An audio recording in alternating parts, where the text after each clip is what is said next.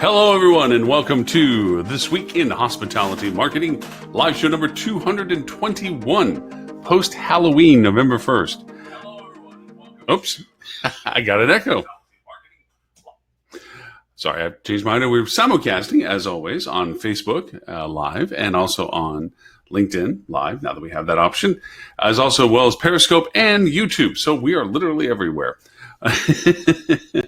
As I change over some of the settings to make sure that we do not have that come back up again. I welcome you all to the, now we're in the fall season, although if you live in Florida. Hey, Mr. Tim Peter, how are you, sir? Oh, I do not hear you, which is odd. Oh, first word, 2 syllables sounds like. No. I forgot that I had to turn on the microphone in the thing. Welcome. Good to see you again. Good to be seen again. How was your Halloween? Exceedingly quiet. We live on a very private piece of property, and so in the 17 years, almost 18 years we've lived here, I think we have gotten a grand total of 2 trick-or-treaters.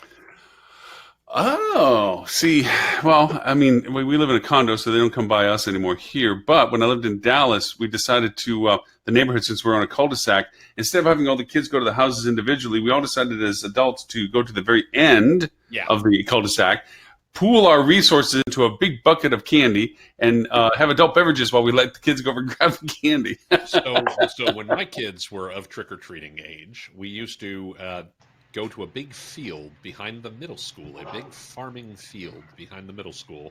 People would drive in, back up their SUVs and minivans, and it was always SUVs and minivans, so that the backs were all facing around this big circle, and the kids would go car to car. It's called trunk or treating. Yeah, it was called trick or trunk in our neighborhood. Yeah, okay. Yeah. But yeah, we did trick or trunk every year. Lily, welcome. Good morning. I'm just going to warn you, Lily. 2 weeks in a row, it's a slippery slope. Say goodbye to your Fridays. I know you can't get rid of me now. and yet, you have gotten rid of all of your Fridays henceforth. Yes, Right. exactly. Tim, nice to see you. We missed Nice you to last see you, week. Lily. How are you? Sorry, I missed you. Doing well. Sorry, I'm doing technical things off to the side with this. And Lily, I apologize. Robert did not be mindful of all the emails I was sending around that he included you with the list send this week. So you're like the rest of us. We get at the last minute and we're like, what is all this stuff? So you're welcome to the group in the normal way. No worries. Ironically, this week I read them all. What? Wow, Oh, all of what? them. All of Hold them. on. That's I impressive. made it through. I made it through about 9 of the ones that I hadn't read, and I'd only read like 2 previously during the course of the week, and then the rest. I'm going to have strong opinions with no idea what I'm talking about. or as we call it.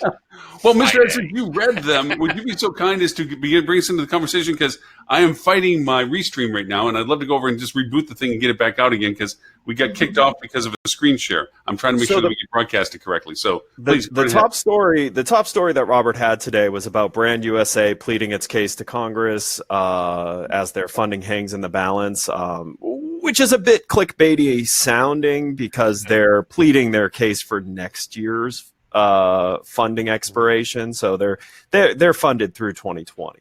Well, they're funded into 2020. They're funded into September of 2020. Right. So this is the same. I think they're not wanting to get as close as Visit Florida did on their funding. So I posted the link. What I found most interesting in this article that I had missed was that Pure Michigan got defunded. Yeah. Which is a shame because that is a shame. It's a great. They've done great work, honestly. It is, and go ahead. I'm a native Michigander, so I'm a big fan of Pure Michigan. Oh, let's see.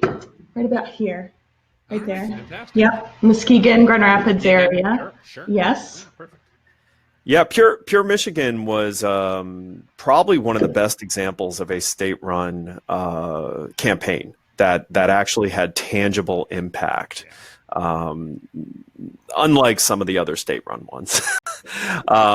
This is actually an epidemic throughout the destination marketing landscape, and part of the problem that exists here, and this is an area we've researched a lot over the last couple of years, is we've moved into becoming a vendor that provides services to destination marketers. Sure. Is a lot of these destination marketing organizations have basically become pass-throughs for one of the three big agencies that serves destination marketing.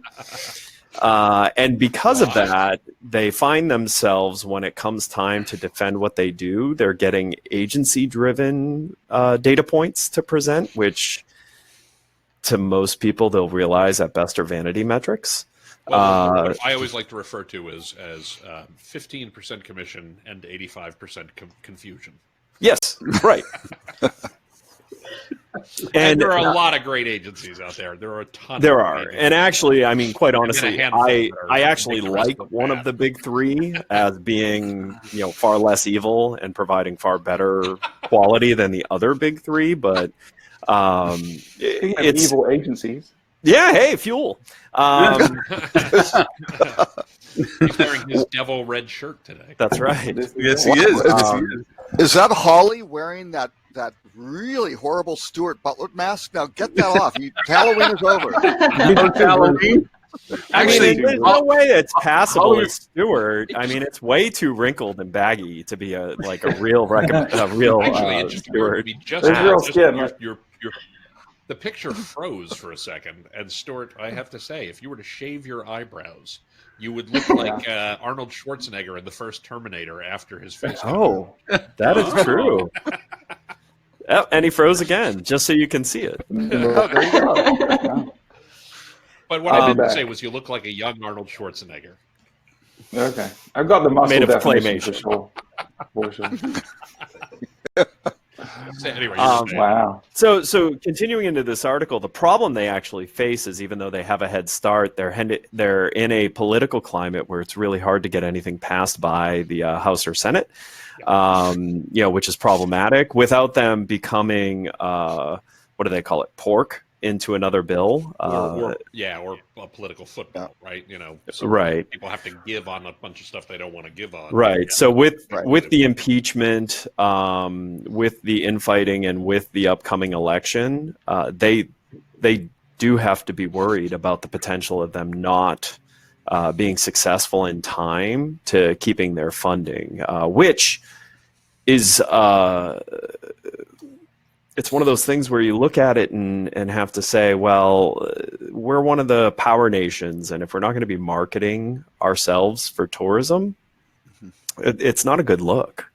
Well, and it's especially compounded by the fact that, at least in some markets, at least, from some of the folks I've talked to and some of the things I've read and some of the things I'm seeing with various clients, and you guys know I always tread lightly when it comes to politics, because I don't think it's a particularly useful conversation, right? We're not going to change a lot of people's minds on some of this stuff. But at the same time, it is also unquestionably true that we're seeing a decline in inbound travel from overseas from a large number of markets. We have become a less attractive destination over the last year or two or three or so. Generally speaking, and so the industry as a whole could really use this to do a better job of telling a story about why people should come to the States, why people should visit, and not just. And Ed, you're going to hate me for saying this, but not just visit Orlando and not just visit Vegas. Well, it's actually an important thing to understand is a brand USA failing to get funded isn't going to hurt Florida. Correct. It isn't going to hurt New York. Right. It isn't going to hurt California. Vegas. It's not or going to Anaheim. right. Where it's going to hurt, it's going to hurt exactly the lesser known destinations will be the ones that feel the majority of this, and you can actually see it when you dig into the budgets on who takes part in these brand USA co-ops. It's the destinations that do not have the wherewithal to go standalone to WTM or ITB, and don't have the wherewithal to buy targeted marketing in Asia and throughout Europe to raise awareness of what they have to offer or how they should be part of an itinerary. Right. And so this was the same thing we were talking about when Visit Florida was facing being removed, is ironically the politicians who were fighting to defund Visit Florida were from the voter bases that would be the most negatively impacted. Right. And quite honestly, I mean, Visit Orlando, Palm Beaches, St. Pete, Clearwater, none of those destinations, none of those local destinations take part in Visit Florida to begin with. Right. So Right. they won't skip a beat. The primary destinations, Orlando's going to get its 60 to 70 million visitors. Right. It's a terrible time for Pure Michigan to be defunded, though, because that's definitely not going to be on one of those lists. So I think that when we're coming into states like Michigan, or I kind of always equate Pure Michigan with New Mexico's True campaign. I think they're both really, really well done. And definitely having different states like that step that up. Even Arizona could fall off from a defunding. So I think that that's something that these states need to step up and take notice of and maybe rethink their funding strategy. Right. Yeah. I would say too that go ahead, Stuart. Sorry. Going beyond just the fact that there's no funding, I think the fact that there's this discussion going on is just another PR nightmare for the U.S. in general. Coming from England and knowing the perception that there already is from foreigners to the United States in the lack of desire to travel or decreased desire to travel. With the trade, are we even going to fund trying to get people to come here? It's just another signal that U.S. wants to be an island and put up border walls and stop people coming, and that's not the intent of this, right? At all. It got caught up in a political snowstorm that really was nothing to do with it, and but it's sending another bad signal to the rest of the world that's going to have a big impact on the U.S. Well, and the U.S. is making it harder for people to come, just in terms of the visa programs, which are underway, particularly in China. In terms of opening more availability, more locations, all of that wound up stopping. And at the same time, you have areas like Brazil who have gone and now they've eliminated visas for at least people from the U.S. So everyone else is enhancing it. Yeah, I have a funny two things. Technically, Tim, your volume is low. That's why people are speaking over you. Tim. Yeah, I think that's why we're speaking over you a little bit. Sorry about that. I just thought and just as a point of etiquette, Lily, do you know everybody? I mean, we're pretty familiar with everybody. You made proper introductions to everybody. Just make sure. Okay. I have not met Lily before, so hey. We haven't met before. Holly likes to call him Stewie. Stewie, got it. Yes. Don't worry, I LinkedIn stalked anybody that I wasn't familiar enough with, but luckily I've met both Tim and Ed in person in the past. How's that? Is that better, by the way, for me? Yes, it is better for you. Yes. Stuart, by the way, just real quick to make sure Lily's fully in, the going joke with Stuart is we name a different location that he could be from that has an English accent. Yeah, one of the British Empire. Former British Empire. I typically say because it's he's in the South and he's from England, he just sounds like he's from Australia. Southern drawl. That always goes over really well with the English. Absolutely. But with regard to what people, I mean, this is a place where, if you're in Michigan, if you're in New Mexico, if you're in, Missouri, places like that, actually, I've got two quick things. One, call your representatives. I mean, this is something that they do respond when people, not always and not about everything, but, use it strategically and call your representatives to try to get them on board to say, hey, I'm a small business owner. I run a business here in the state, and this is important to me, and it would be really great if you got behind this. But it's funny, you raise a great point, Robert, about China. This is just an apocryphal story, right? This is a focus group of one situation. But I was at the Sands Casino, Bethlehem, Pennsylvania, not long ago, seeing a concert, which is now the Wind Creek, by the way. Sands no longer operates that. Really? Yeah, and literally, I was shocked. I did not expect this. I'd been there a number of times. We go and see concerts out there. They have a really great concert venue out there. And I did not, the first time I'd ever seen this, literally the entire casino was filled with Chinese tourists. It's a big tour operator venue. And then I was at Mohegan Sun up in Connecticut not long ago, 2 weeks ago for another concert, and exactly the same thing. So, it is clearly these markets that are not primary destinations by any stretch that really stand to suffer the most. So, get on the phone, write an email, write a letter, get in contact with your representatives if you're in Bethlehem or you're in, I can't remember how to, Uncasville, Connecticut. And say, hey, this is really important. And it should be important to the people who, run the local restaurants and run the local shops and things like that, because it plays a significant role in their local economy. And since there's an election next year, say that you're considering where you're going to be investing your spend in terms of backing candidates, and you want to know where their position is. Yep, and you won't get a response, much like I didn't from either of the governor candidates for the state of Florida. I asked both campaigns where they stood on funding for Visit Florida, and neither responded. And then I reached out to Visit Florida and asked them if they knew, and they didn't respond. So, I at least in my experience, and I don't want to claim that I've had tremendous success with this, but the handful of times I've contacted my representatives, I do find the staffer responds a little better when you are politely angry. When you're, hey, this is a thing that's really important to me. This is a thing that's really important to me. I'm a voter, and I don't know what the candidate's position on this, but it gives me a lot of pause as to whether this is somebody I can remotely support for office. So it may be my subject lines of "Hello, criminal" that that may not be going over well, and maybe that's why I'm not getting a response. Right. I mean, I'm writing both sides with that subject line. Right. When you open with "Bob, you ignorant jackass," that may not go over so well. You should A/B test those subject lines. Always be testing.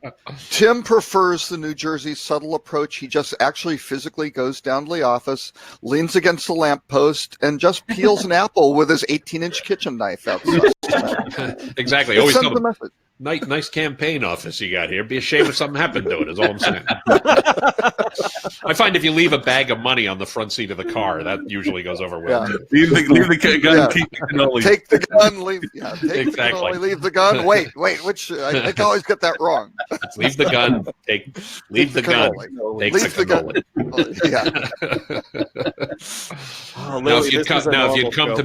Now, if you'd come to me in friendship. Or when his daughter's getting married. Alrighty. So to further this, though, you're going to see more and more of this, and the destinations are becoming aware of this, and so they're trying to change. This is something we've been working with multiple destinations on. One of the key things that has them talking to us is we've put together an interesting plan that gets them working closer with hotels, but also gets them really good data about what's happening in real time in their market. And this is something they're all lacking in easy access to, is they actually don't fundamentally understand the impact of each campaign spend. And sometimes they do get understanding of it, but they get it in arrears. Rather than forward-looking. Yeah. So since we're talking about politics and travel and things like that, can we talk about the Airbnb and Jersey City story? And I'm going to be full transparency here. This is one that I'm struggling to understand, and I am a voter in New Jersey, and I'm traveling next week, and I have my absentee ballot sitting out to go in the mail tomorrow morning. So this is top of mind for me, and I have not yet made up my mind. Because I agree completely with the. So the story, by the way, is that one of the most expensive campaigns in history on a per capita basis is being waged in Jersey City, New Jersey, and basically there is a bill that they're looking to pass. For people who don't know Jersey City, it's right across the river. There are people who joke that it's New York's seventh borough. because Hoboken, of course, is the 6th borough, and then Jersey City is the next one in line. But it's there's a referendum about whether or not Airbnb can operate in Jersey City in the way that they have. And, it's a 4-minute train ride across the river from Manhattan. And so the folks who are pumping money into this are Airbnb on one side under the banner of keep our homes, right? Keep our homes rented. right. Which and it's definitely an astroturfing thing. Like, it's designed to look like it's grassroots, and it's not grassroots at all. But at the same time, there's an equally sizable investment coming from hotel operators and the like in New York primarily, because they don't want people to compete with them. And I agree in principle with the New York Hotel and Motel Trades Council of there should be some common sense regulation around short-term rentals. You're not, clearly, think about what I do for a living. There is no way that I'm not going to support saying that there should be a level playing field for, vacation rentals and home rentals and the like. At the same time, at least in this specific case, I'm not sure this referendum is it. Because it's a really strange bill, and it's got a lot of problems in it from my immediate perspective in terms of, if you're a larger building, if you have more than 4 units, you can't rent any of it on the short term, unless the owner lives on property, which what? That's actually, I mean, I know you're saying what to that, but that does create some protection and buys some airspace for them to build a more fulsome bill should that side win. I mean, this is the problem when you're presenting stuff like this, is you don't want to overinvest in a quality bill with no understanding of if it's going to get the right support. Because the problem is the people who should care about this, which are the residents of that area, are not educated enough to know what matters. So it's taking the sophisticated lobbyists kind of duking it out and presenting alternatives to develop what it's going to be. So you're getting the blunt instrument of how do we make it not anti-small business or anti-grassroots business. Like, so you want to buy a building and improve it and live in one of the units and rent out all the rest. Okay, then that you'd be able to pass through on that. But if you want to buy and accumulate multiple city blocks and turn them into what basically are hotels without having to have any of the restrictions, requirements of a hotel, then you shouldn't allow that. So it is a blunt instrument, and you would hope, you really should look at this and say, okay, which is worse? If they get through and get to continue through unfettered and the politicians see it as being told that people don't care, then that's probably worse than it creates some wrinkles and hiccups for people who maybe aren't quite abusing and acting like hotels, but also aren't living in their buildings that they're doing this with. I mean, that's a pretty small population that would be upset by at least putting a fair and balanced approach in. So Florida, luckily, has had VRBO forever. Oh, sure. So Airbnb came into a state that was already ready. You cannot be a short-term rental provider without the correct licensing by the state. And so apartments cannot be rented for shorter terms than 7 months because of that law. It's 7 months. Wow. It's 7 months. Longer than I realized, But you can register to be a short-term rental provider and pay the fees and follow the rules and the reporting and everything, and then you could do that. So, when you look at the other areas trying to get their arms around it, that takes a while, and it's going to take a while to really develop out what the full law is going to be, but you have to start somewhere that at least stops the bleeding and gives you an indication of if the voting public cares. Right. That's a fair point. It's interesting taking it from another perspective. There's a comment in the article about how, residents are sort of complaining about the increased number of tourists in the area. And I think that this really speaks to a broader issue where this happens often. I mean, it's come up for me in a lot of different markets where I've heard that the residents are annoyed by tourism. Healdsburg, it came up for me, Lisbon, Portugal, it's really widespread. Yeah. And I think that speaks to a lack of the average American's understanding of what tourism can do for them.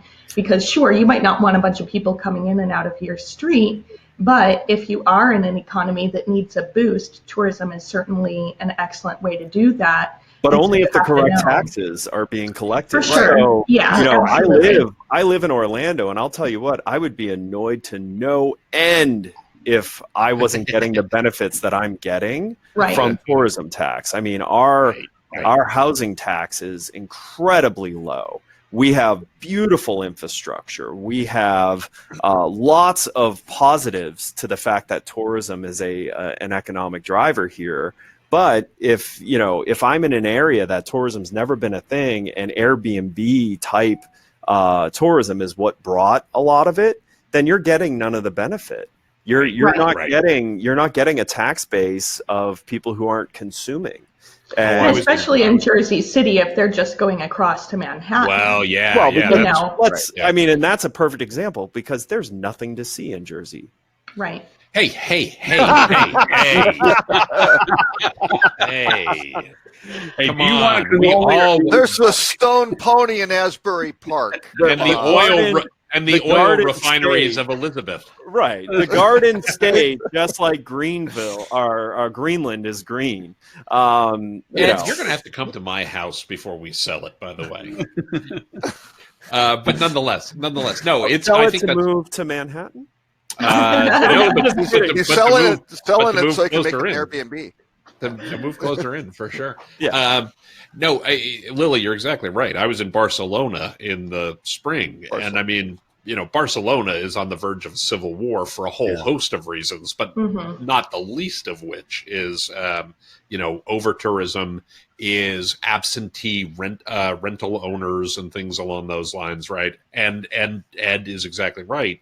And improper allocation of taxes, of what the renters and the apartment owners pay versus the people who are running a business out of an empty apartment and live in the UK, right? It's definitely a big issue and something that industry and government need to come together on far, far better than they have to date. Yep. And good luck at that happening next year. It requires nuanced regulation, which is not what? the environment for yeah, exactly. That's an oxymoron. That'd be jumbo shrimp of Well, I think, but from my perspective, that's the challenge, though, right? Because I mean, Tim, I would consider you, and you would probably consider yourself somewhat of an expert on hospitality, right? Having worked in the industry for so long, and you're struggling to make a decision on this bill, right? Oh yeah, for sure. Because it's very complicated. So average Joe on the street really isn't going to have the barometer by which to measure this. And so ultimately, who's going to win any of these kind of battles? Just like Brexit is whoever runs a better campaign that finds the emotional tag. Yeah, it is a marketing war. It's got nothing to do with the quality of the regulation itself. So, money will probably win this. Who's going to have deeper pockets? Who's get smarter campaign? Well, Airbnb calls the campaign what they call it is genius, right? Because it's almost like, we're on your side, people, residents. By the way, Stuart, I want to call out one thing you just said a moment ago. So one of the places I do follow politics, and I think I've said this on the show before. Well, that's not true. One of the places I follow politics that I will talk about publicly, that I've talked about on the show, is politics is brilliant from a marketing perspective in the sense of it's the only campaign you will ever run as a marketer that literally is a zero-sum campaign. Mm-hmm. At the end of it, you know whether your marketing worked or did not, right? Mm-hmm. Yeah. Or if your product was any good or was not. Yeah, if you're successful or not. Correct. On November 5th, Cambridge Analytica actually showed that if you're too good at it, you're going to get crushed. Right, but they won. But that's precisely the point. But that's precisely the point. Is you said two things, Stuart, and I'm going to call you out on one of them, not because you're wrong, but because I think it's a common misconception that can be misinterpreted. Right? Is you said whoever spends the most money and runs the better campaign is going to win. And, we've seen plenty of cases in politics and in business generally where you don't have to spend the most money to win. You have to spend it in the right ways, right? For sure. But yeah, otherwise I agree completely that it's definitely whoever runs the better campaign on this likely is going to win. That makes a lot of sense. Yeah, and the Airbnb is toxic to affordable housing in these Oh yeah, for sure, right? Sure. In these primary, it increases, it radically changes the economics, and all of a sudden you wind up losing things like the little dry cleaner or something like that. All the infrastructure the people who live there need wind up evaporating and getting replaced with restaurants and cupcake shops and all sorts of things which are not really and in this specific case, and this is going to be different in different locations. In this specific case, Jersey City is going through a massive gentrification process to start with, Absolutely. Right? The reason that people are referring to it as the seventh borough is because nobody can afford to live in Manhattan, and they've begun to get seriously priced out of Hoboken. So suddenly Jersey City is the affordable place. I mean, I have a friend who lives in an apartment there. Well, I have a friend who has an apartment there. His building was the tallest building in town when he moved in 2.5 years ago. And there are 4 places within 3 blocks of where he lived that will be taller by the end of 2020. It's like Nashville right now. Nashville is amazing. Correct. We spent a couple of months. You're like, this isn't the same city. And the cost of urban sprawl is burdensome. Right. I mean, when you talk about if the further you push out the important people to making an economy happen, the more you then have to spend on transportation solutions. And Lee, where do you live? Phoenix. And so thinking of urban sprawl. No kidding. We are one of the I was going to point to Lily and say, hey, Lily, how's Phoenix doing these days? Yeah. Well, I mean, soon Phoenix will be a commuter town to New York. Yeah, right, exactly. I mean, that's just the way. No, but I think it's absolutely a fair point. I mean, this is a silly little anecdote to go along with that, but I live way in West Phoenix, right? And kind of, you would say that Central Phoenix is kind of contained with the 101 loop. All of our highways are loops around the city. None of them like to go through the city except the 10 for whatever reason. So it consolidates the traffic really nicely. Yeah, theoretically. So if we want to go up to Flagstaff, right, we take the 10 to the 101 and we have to go up to the 17, which is all well and good, except from the 10 to the 101, the on-ramp is 1 lane. Right. And on our slowest day of traffic, there is a half-mile backup because of how much people have to slow down to get on that on-ramp because they didn't plan properly for the expansion. And now there's not a lot they can do about it. I mean, this on-ramp goes away over other highways and everything. There's not a lot that they can do to rectify it.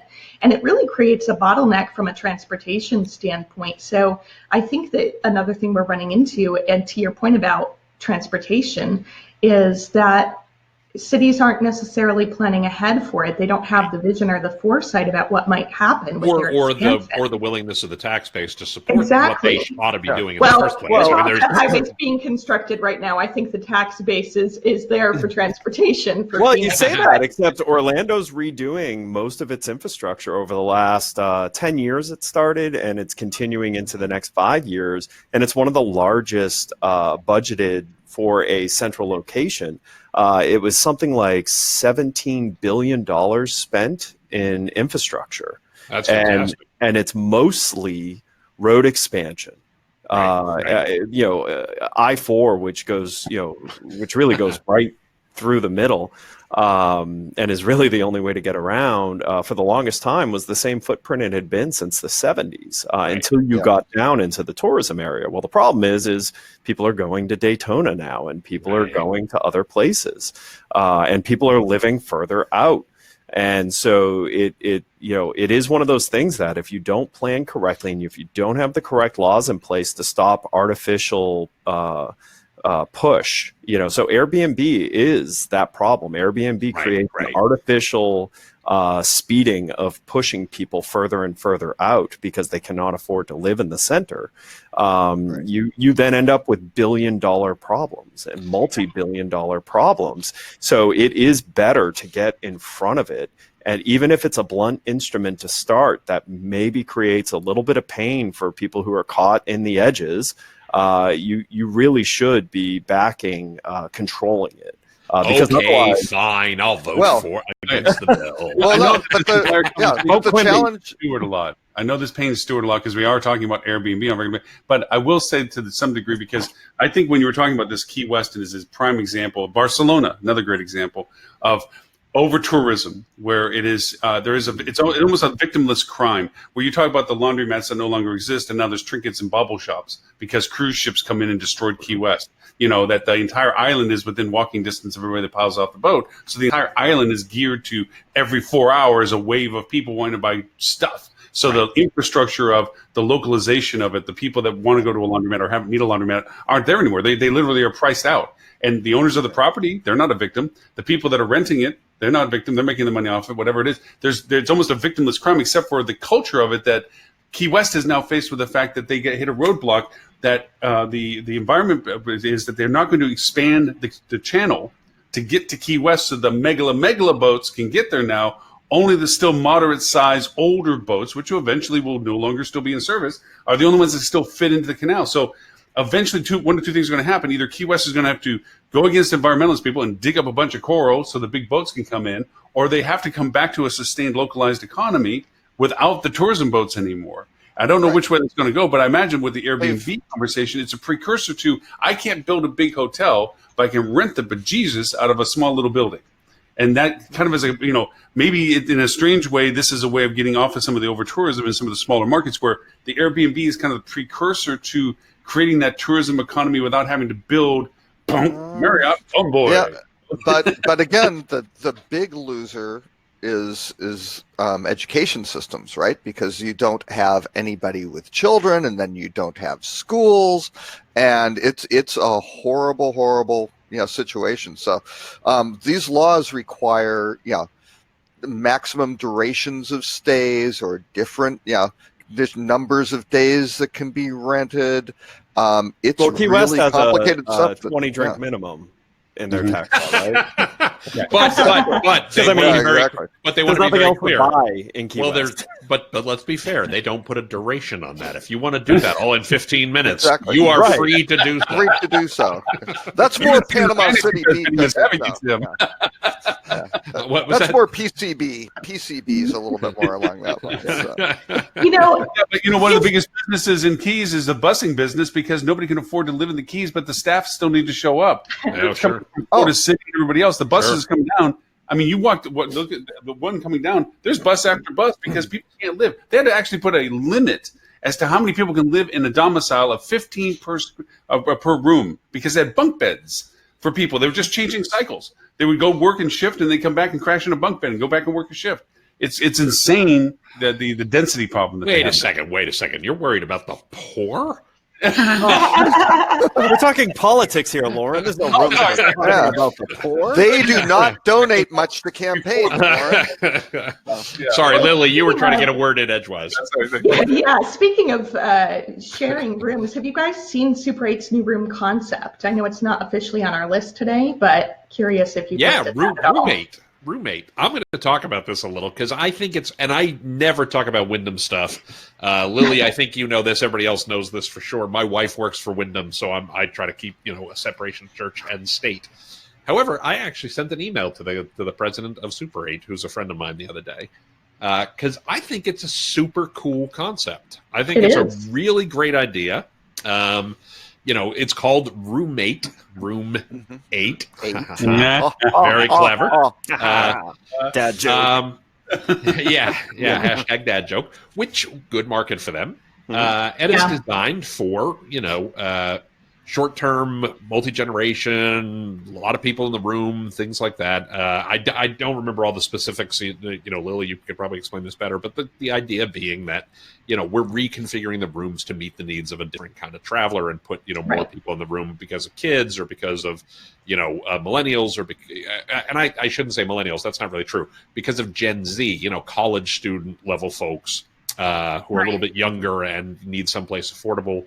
I think it's very in line with what Super 8 is and has always been, which is an economy, my favorite campaign we ever ran at Super 8 when I worked for the company was we did this whole very, very photojournalistic series of videos about all the places you go. You're the gray collar, traveling salesperson. You're the family who's going to Disney and you're heading down, I-4, or you're heading down to Florida from the East Coast, or things along those lines, or you're taking your kids to college or whatever.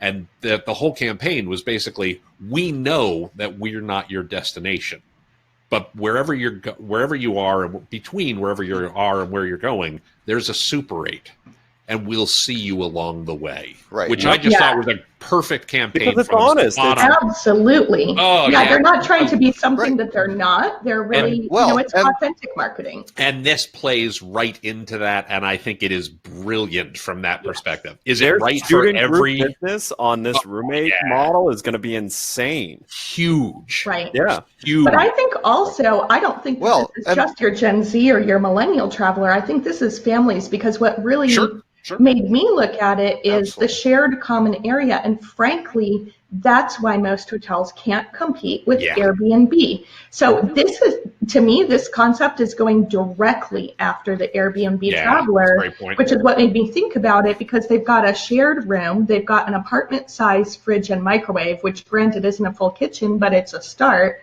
And then they have a foosball table, cornhole boards. It's really built to be a shared room, but with privacy. Everybody went after the lobby, which is one way to tackle it.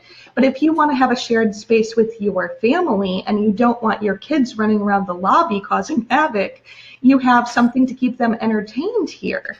And you can still be with them, and you don't have to have them sitting on your bed watching TV all together. Like, it's a comfortable living room style concept that I think is going to attract a lot of people away from Airbnb, because you've got a lot of reasons to use Airbnb, but let's be honest, one of them is price point. For Super 8 to roll this out at a comfortable price point is something that's... Well, it allows them to maximize the revenue of the footprint. Right. So they'll actually make more money overall, while making it less money per person for the people who are looking at this, which is super effective. But Wyndham has been onto this for a while, as you all know. Yeah. As a parent of young children, Wyndham Grand with their bunk bedrooms, they've got me. Like, I absolutely love them. When I find a Wyndham Grand that has the bunk bedrooms, I'm all in. Like, you're not getting me to stay anywhere else. Right. But Ed, I want to ask you this specifically, because you're a resident Orlando expert, our resident Florida expert. We used to take our kids, and I worked for Wyndham at the time, and I'm probably going to get in some trouble for this with somebody, but we used to take our kids to the Nickelodeon suites all the time when we went to Orlando, and I never got why more people didn't get on that concept. The family suites, yeah. Oh my God, we loved them. They weren't the best properties, but they were perfect for what our needs were. We were spending most of our days at with the Nickelodeon, which took a $30 million room renovation to bring it up to the standard of a Holiday Inn. So yeah. But like the Wyndham Grand Bonnet Creek, which is very close. Oh, love Bonnet Creek, yeah. That is where we stay for Disney. Because it's as close to the parks as Disney's own hotels to get there. But man, for $159 or $199, you're staying in close to a Waldorf Astoria quality, in a room that has all they basically did was take a walk-in closet and pull the door off it, put 2 bunk beds and a small TV in it. Yeah. Done. Perfect. Love it. It's my favorite room type of there. So this makes sense. Like, this is okay. How do you take, that's the high end. And don't be fooled by the price. Bonnet Creek, for some reason, does not do well. None of the hotels get the price point they should for the flag that they fly. Well, it's because there's just too much. There's too many other options. Right. I mean, the Waldorf Astoria Hilton complex there. Yeah. It's the cheapest Waldorf you could possibly stay at in any of them. Because people will trade down. There's enough other options that are okay enough. And you're going to spend your day at the park anyway, right? So but go elsewhere. We the Wyndham Grand in Clearwater, has a bunk bed room that they actually partnered with the Clearwater Aquarium. So all the rooms are themed to the dolphins from the Dolphin Tale. Oh, that's cool. And when you buy the Very room, you smart. get tickets to the Clearwater Aquarium. My kids love it. It's why we went there. So, when you look at what Super 8's doing with the roommate model, they're answering that family traveler that, I'm sorry, lockouts with young kids, so adjoining rooms with a lockout with young kids is not a suitable solution. Right. That's right. Because they have a door that they can walk out of without you hearing it. And when you have kids under the age of 10, you don't want that. Yeah, and mom and dad have to split up, right? One takes one kid in this room, one takes so that they're chaperoned and all of that. But from a financials perspective, designated revenue manager in the room, this makes me wonder, how can we face this challenge in revenue management? Because I'm pretty sure this is not the last concept we're going to see like this. They're just the front runners, right? It was designed by a college student, which frankly, if you haven't had a college student design something for you lately, you should probably do that, because that's the wave of the future. They're in tune with what these travelers want, right? They're bringing the fresh ideas. They're not biased, but I digress. My point is, there's this whole community. You're allowed to digress, by the way. That could actually be the name of the show. Digress. But I digress. That's great. That's a great but I name digress. for the show. But really, how do you price it and when? And here is something that we probably need to really look at on the revenue management side of things. When do we start measuring by square feet and not by room key? Because technically, this could be considered one room key. Theoretically, although I didn't see details on this, theoretically it has one entrance. So it's got multiple bedrooms, It's one key. shared common area. It's one key. Yeah. So But it's a bay. I think price it's a bay that? it's technically, I believe, a bay and a half. I think. Right. But So but that's if you not want to look at it from a real that's estate not- perspective. Price per square foot. We do that in catering space revenue management. Yeah. Although you have to be careful, because if you go down that rabbit hole, you will no longer be able to justify spending on a porte cochere or a lobby, which, by all hotel You've got marketing, your revenue generating and non-revenue generating. Ed, hold on. I've actually have a great story about this. We had a discussion years ago when I was at Leading. We were meeting with somebody from a property. I won't out the property, and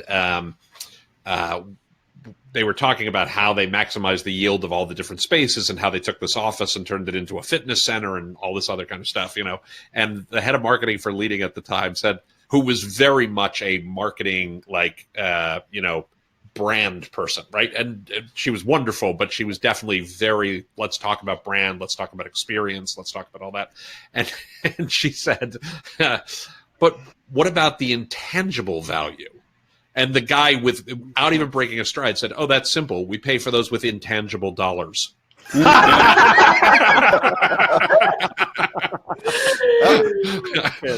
and you get a great ROI on those. It's unbelievable. I think that there's these spaces all over hospitality, right? Because we have the same conversation when it comes to looking at a piece of group business. Does the group repeat? What's the relationship factor? Is there a corporate account attached to this? So I think that, from a marketing perspective, a great porte-cochere, great lobby, great photography, first of all. I can't even begin to tell you when I get onto a website and 3 different room types have the exact same photo, how much it drives me insane.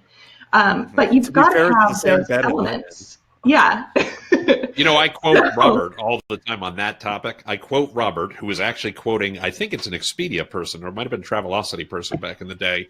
But I quote Robert constantly, who said, pretty pictures sell hotels. Oh, for sure. Right? So, why do you think hotels are selling on Instagram? Exactly. Now, I do have a couple of quick points. Lily, the one thing I think a place where Super 8 has a huge advantage on this, and I'm not trying to knock Super 8, but they don't tend to yield as aggressively as, right? This is not a upscale property, and that's, by definition, their yielding tends to be much more narrow to start with. So it's also easier for them to manage on that level because they just have to make sure they. They're in need of an Correct. identity That's overhaul. exactly and right. This is a brilliant identity overhaul because this is how you will get someone who normally would not consider a Super 8 Exactly right. to at Absolutely. least look and become aware of Super 8. This is how they can stand out. This is also how they can put hope into their owner base. Because here's the thing. I mean, if you look at, let's look at another brand like this that has gone through a renaissance, which is G6, Motel 6. Yeah. So the only way G6 was able to do it was Blackstone bought most of them, Right. overhauled all of those Right. to a point where they could say to the remaining owners, you don't have a choice. You Right. have to Right. do this. So, well, how do you do that with a Super 8? Well, because you're not going to go and buy them all. Right. And put in the investment. Well, Far from. Right. Yeah. So how do you have to go the other way? You have to excite the owner base and get them feeling like there's a future that has upward mobility for them. Well, and this is one of the points I wanted to make, and I'm sorry for cutting you off, but this was one of the key things I wanted to say. You know, people are very fond of saying in the hospitality industry that we're not an innovative industry. And I think that is a self-perpetuating prophecy, right? This is innovative.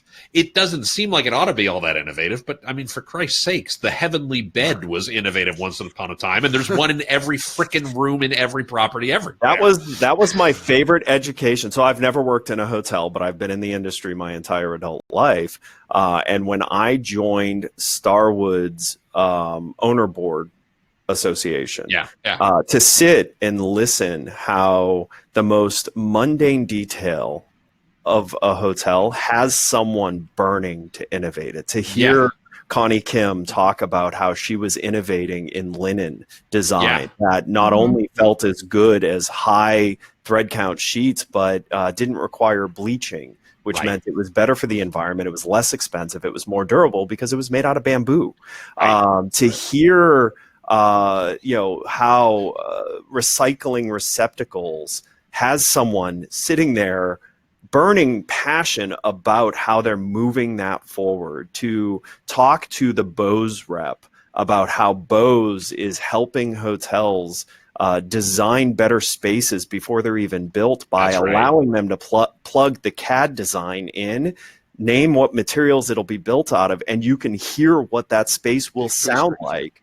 That was my favorite education I've had in this industry, is that it is incredibly innovative. That's right. In every single mundane detail. When we do it right. And it's it's this thing of, and I know this is This Week in Hospitality Digital Marketing. I know I've spent 25 years of my career in digital, and also innovation doesn't mean you built a new website. And innovation doesn't mean you launched an app. And innovation doesn't mean you had a chatbot, right? Stop thinking that innovation has to be about digital. This thing that Super 8 is doing with Roommate, this thing that, Starwood did with the Heavenly Bed, the things that,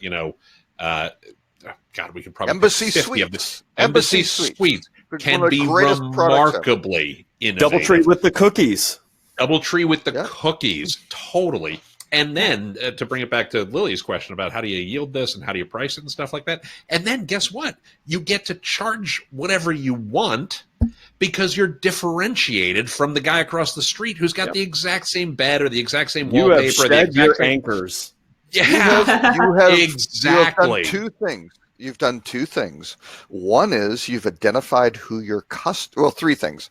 You've identified who your customer is. That's right. You understand why they're staying there, and you've created value for them. Right. Wait, Wow. we're supposed to do those things, Robert? Wait, what? Well, you don't have to. I mean, you can just raise your price arbitrarily because that will maximize stuff. It's it's one of my favorite stories in the history of the industry, and I wish it was my story to tell, but I heard Barry Sternlicht actually tell the story when they launched the Heavenly Bed. I was at a conference, a Forrester conference, as it happens, when they launched the Heavenly Bed, and he talked about the fact that they ran a study and they showed people pictures of hotel rooms and asked them to identify the brand, and that these were Starwood brands. And the results came back, and they were worse than random chance. Like, people actively had to have been trying to come up with results this bad. And then he hit us with the punchline. And the punchline was they'd run the study using Starwood employees. The Starwood employees couldn't tell the brands apart. Right. And he said, same with the websites. Right. Now, you do the thing with the websites. If you turn them black and white, you eliminate the branding, you eliminate the colors. That's exactly right. You will under-index. I guarantee. You know what? I think Hilton does a much better job talking about the room differential, because there's been at least 3 different times where I walked into a hotel room this year and said, "Oh, this used to be a Hilton." Yeah. And then looked it up and proved it Because very, they very actually easily. had A Hampton, a Hilton, all of those, they had very specific colors. They had specific materials in the bathrooms. I can identify a Hilton bathroom anywhere. Yeah, and they had different floor plans, like notably different floor plans. Yeah. Actually, just because Robert brought it up a moment ago, it is actually a game my wife and I play of the properties we walk into and we go, "Oh, this used to be an Embassy Suites." Yeah. Right. Well, specifically because of the atrium, right? I mean, that's right. And the interior exterior corridor. You know, like that's the You can tell giveaway. any property that ever started as a holodome. Yes. And I'm pretty sure that's A Hyatt 50% Regency. of Howard Johnson's current properties started life as a holodome. That's where you get a chance to actually differentiate and set the price that you want to. Obviously there are limits and things like that, but you put yourself in such a better position. One of the articles that you put into, Robert, was the OYO, the listings. I, even having worked with OYO, did not realize that they had other brand levels above what I had been working with on their U.S. ventures and the Indians. That one article that showed about all the different tiers. I didn't even know they had luxury-ish, if not luxury. They bought Hooters. Properties. They bought Hooters That was the in new Vegas. feature of that. But I mean, normally it was the lower end, and that's why I think the Super 8 thing is awesome too. Is that because they have to do something about this battle that's going on in this lower end of affordable travel, that they have to create these variations now. That I got to tell you, I mean, Red Lion, they have a concept that they haven't built much of, but where they're taking those exterior corridor, like old motels, and making them super trendy and like cool looking. I want to see more of those, because like that's Clearwater Beach, Florida is nothing but those motels. And, to have a brand understand that the answer isn't just tear it down, it's make it cool, give it a funky colored door, and, lean into the design element of the time period. And you'll be able to differentiate it from the ones that are charging by an hour down the street. They've done a really good job of that in Scottsdale with the property. And Ed, if I'm not mistaken, it's the one that you and I met at, the Days Hotel in Scottsdale. They did a great job with that. I did. I mean, I walked in there because Ed presented at a meeting there for HSMAI. That's where we met. I walked in there after it converted to Hotel Adeline, and I could not place where I had been when it was the Days Hotel, because it looked so dramatically different. And everybody, we've had some meetings there, we've recommended it to some people, and everybody loves it. And it's very unusual to say, like, oh, I love this 2-story exterior corridor hotel. But you know what? They did an excellent job. It's a phenomenal property. Universal Studios built one from the ground up. It's called Cabana Bay. It is the coolest, newer hotel that we've had in the area, and it's that building, it's super cool. And the way the buildings all like over time got connected, and how they added meeting space, that adds character. And so you can differentiate yourself in the budget level by thinking just through design. Take the Target approach. Cheap chic is a brilliant strategy. The Target approach. That's right. Well, and let me tell you, the RLH group, right, Red Lion's parent corporation, they certainly have opportunities now, since they have Nights Inn and America's Best Value Inn, and those two brands, could use some help. Radical. Well, I don't know about America's Best Value Inn, but I know the Net Promoter Score for Nights Inn is like -25, which is not generally where you want to start. Yeah, You know, this is a really interesting thing to go into in the potential recession too, is, you know, economy hotels are probably going to become really important to travelers who are looking to save money, but a lot of them have fallen out of favor, you know, with travelers who are educated or traveled for any, you know, decent amount of nights per year because of design, safety, and cleanliness concerns. So I think it's the perfect time for economy operators to embrace these design trends and do a little clear, when we say economy, that no longer includes any of Hilton's brands, which used to have a stronghold in mid economy. But now all of those hotels have ADRs over 150 a night. Same product, no change. It doesn't include any of Marriott's brands. These are, you know, real economy. There's been this gap. You've either stayed where you are and kind of gone downhill, or somehow you've taken what was economy and brought it up into that $100+ price point because your location is worth it. And so you're, you know, and this is the funny thing over time. I mean, so my old business partner from Easy Yield, you know, made his way as a road warrior for a management company in his younger age. And he was one of the first people to take a Hampton Inn and get its ADR north of $100. And this was at a time that Hampton Inn's ADR ceiling was $89. Right. And now look, find me a Hampton Inn below $100 a night.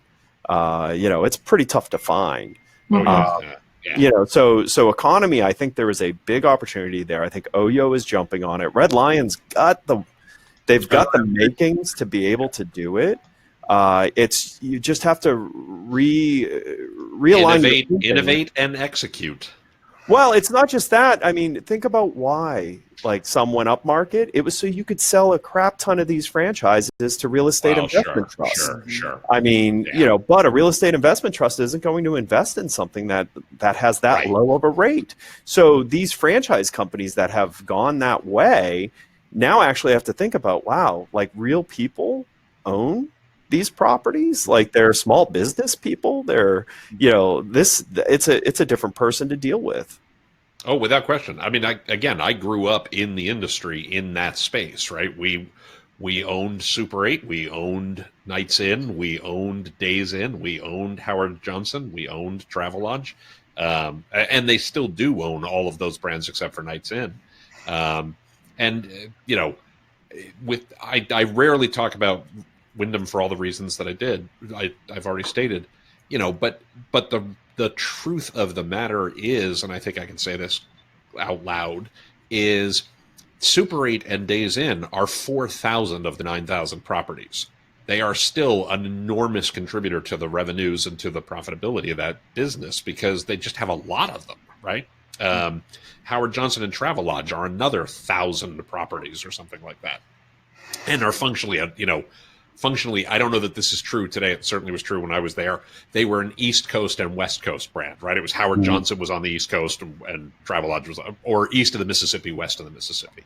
And I think they're recession proof. I think, you know, if in fact we have a downturn or at least a slowing down, which certainly seems likely, you know, they're somewhat recession proof. And these are the folks who become the great operators over time.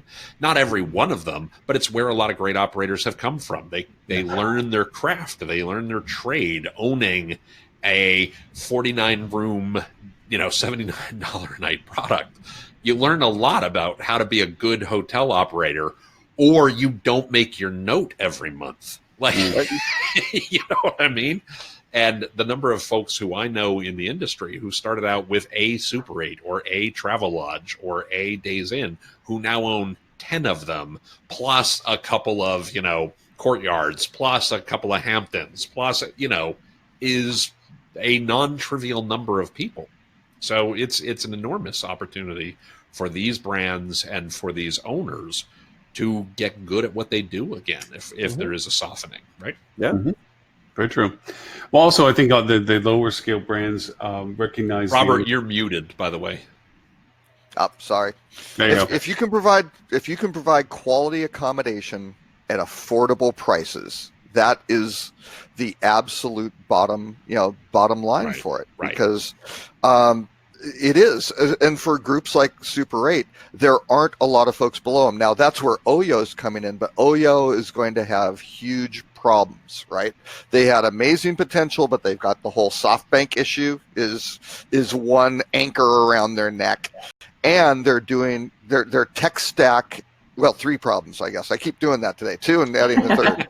There's a trailer. I'm trailer playing myself. Wait, they've today? Tech stack issues.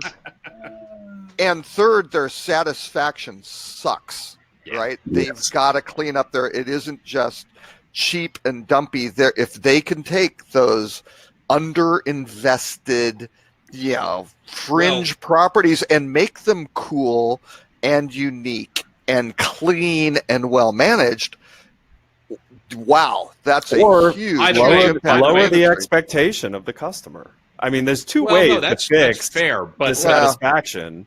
But one is to but the meet problem the with that, Ed, or lower. Ed, the problem with that, you might be being somewhat sarcastic, you might be being somewhat serious, but the problem with that, and again, this was something we very much learned at Wyndham. Steve Rudnitsky, the CEO at the time, went on a huge quality initiative. And the reason he went on a huge quality initiative, yes, it was for the guest, but realistically, it was for the owners. Because what happens is the good owners don't want to be associated with the brand, and then they would go and become a Hampton, or they would go and become a It's the same reason we have HOAs, right? And correct. In many markets, it's the same idea. It's the same idea. So Oyo has to deal with the quality thing, or the people who actually are clueful are going to bail, and then they're going to have. And then you're left with what you didn't set out to. Correct. And it's got to be clean. And the problem is, if it's scratched or old, that equals dirty. Right. Well, So actually, you're right about those, but more it's a importantly, patina. Again, it's how you set expectations. Yeah, but you guys know this. Come on, what is the number one thing people notice when they walk into a room? The toilet. Nope. Top picture taken on TripAdvisor, so I figured. Sure. But there's the TV. Nope. The bed. Nope. I mean, what's left in this room? The walls, the paint. The scent. The scent. Yes. The first thing people notice. You walk into a room and you're like, who died in here last week? You got a real problem.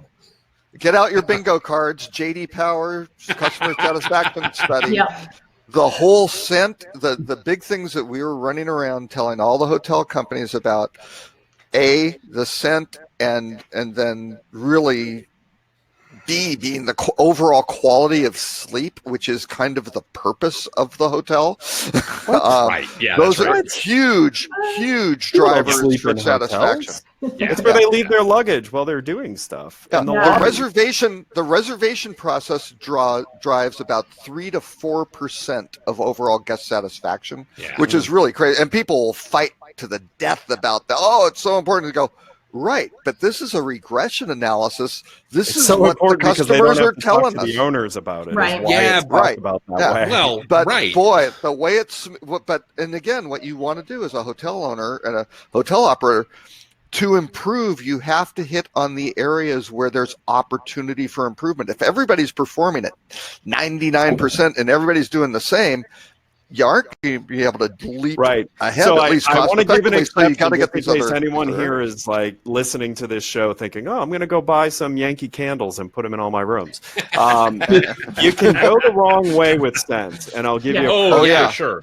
I will give you the perfect. It's MGM's property at City Center, the high-end one. It's the one that had all the room automation first. I can't think of the name. Aria. So I cannot stand spending more than 3 to 5 minutes anywhere in that property because of how strong the vanilla scent they pump into it. It makes me sick. It I feel nauseated the entire time I'm on that property, and all the rooms smell like vanilla. Your clothes smell like vanilla. After spending a few hours in that property, you need to dial it back. Dial it back, because to people who are sensitive to perfumes, it's torture. Right. Clean linen, summer breeze, just Right. Yeah, but strong scent. right, of course. Strong scent is usually a con, no matter which direction Well, you're going in. Yeah, exactly. Strong scent. You want to be mild scent. So I Stuart, think I've even sensitive to Febreze, which is just supposed to be removing scents. But we tried that once in on a couch, and I had to leave the room. I was so offended by it. I'm gonna. Yeah, since we're doing the bingo card game, I'm going to do a bingo card thing. I got into an argument with one of our brand managers in my time at Wyndham, which, let's be fair, at the time that was Sendant when this occurred. I'm not going to out the brand or the brand manager, but it's Robert. What you just said about the booking experience and things like that is exactly right. This one brand was lagging the others in the family, right? They all had conversion rates that were comparable based on where their locations were. Obviously, the more geographic distribution we had, the higher conversion rate we had because we got to say yes. But we shared the same booking engine across. And this person was complaining that there were problems with the website that were causing people not to book. And we did a fairly comprehensive study, and I was able to go back in this argument and say, look, I hear everything you're saying. I said, the problem with your brand compared to all of the rest in our family of brands is not that people will not stay there. It is that people will never stay there twice. Because of the wet dog smell.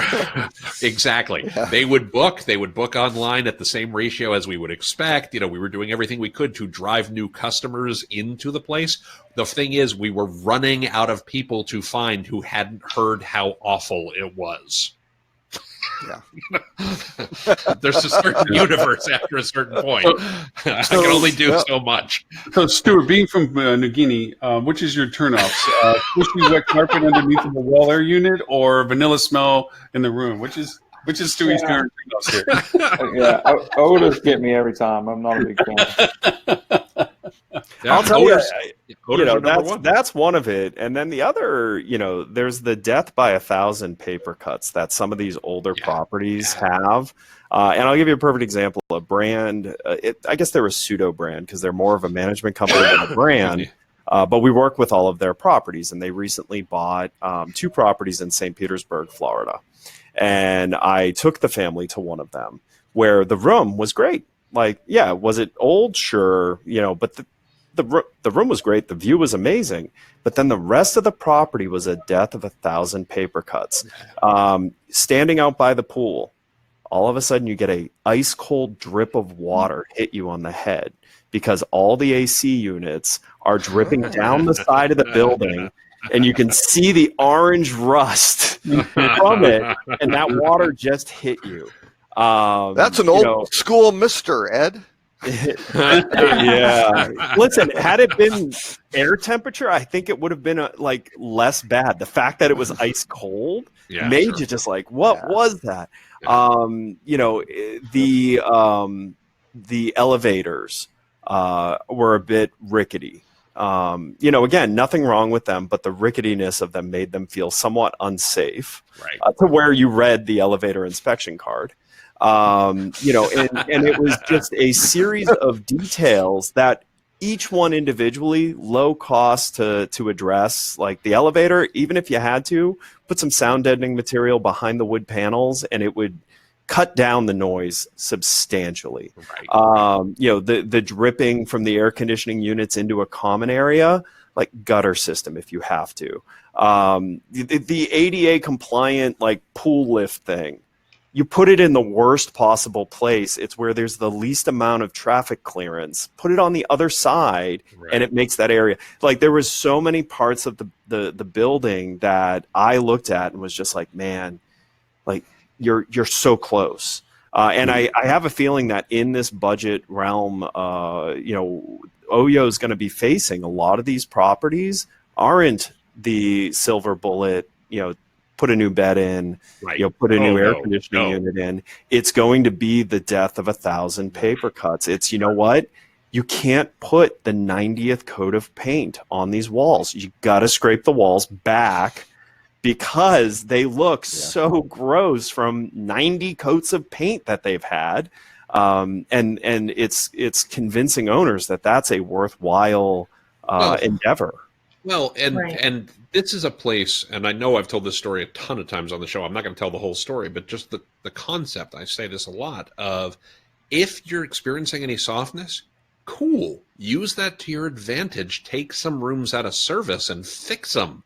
If you're not going to fill them anyway, get them in better shape and do it on a rolling basis. Tear the drop ceiling out. Just tear the drop ceiling out. But you don't have to do all the rooms in the property ask, in 1 year. Spread it over 3 years, and Right.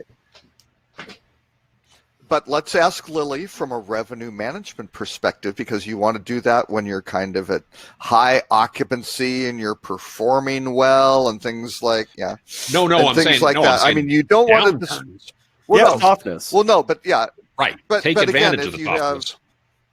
You can take advantage of the softness, but you also want to do that when you have money to do it, right? Well, it's not sure. like, things are turned down. So, but Well, there will be theoretically, intense like pressure most from hotels- revenue management to not do that, right?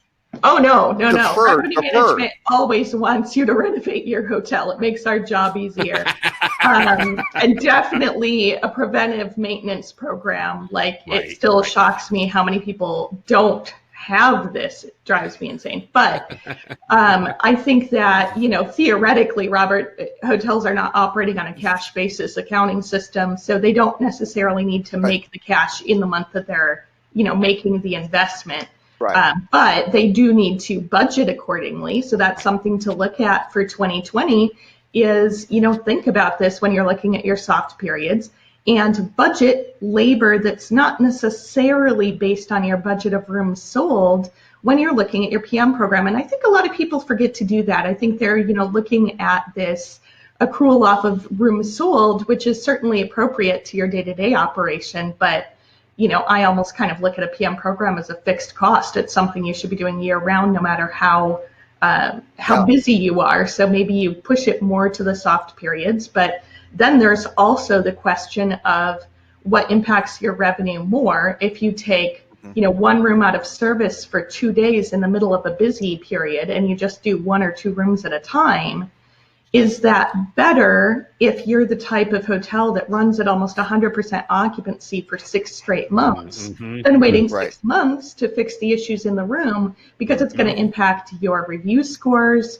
And really, I mean, that's where we're getting to see people are starting to realize that marketing and revenue management in many cases aren't any different from each other. I'm plugging things more into spreadsheets. You guys are plugging things more into images, whatever the case may be. But that one cannot exist without the other, because revenue management funds marketing and marketing backs up revenue management. So you really can't operate in a vacuum anymore. They are the same discipline, and they need to work together. Now, there's a package you can buy they're from two small Fuel. things. There's a package you can buy from Fuel that allows you to not have marketing at all, so that it's just revenue management. What is that? Wait. What are you talking about?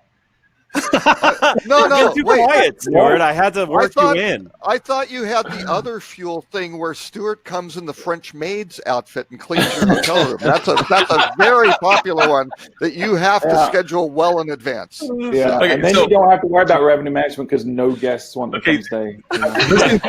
Listening to all the dialogue, I will go back to one thing. When your passionate people turn quiet, you should be concerned. This goes back to a story way back when I first started working with Ocean Properties, and I was at the Marriott Owners Conference. And I was like, oh, this is awesome. And I'm walking around, and of course, all the important people want to talk to the important people.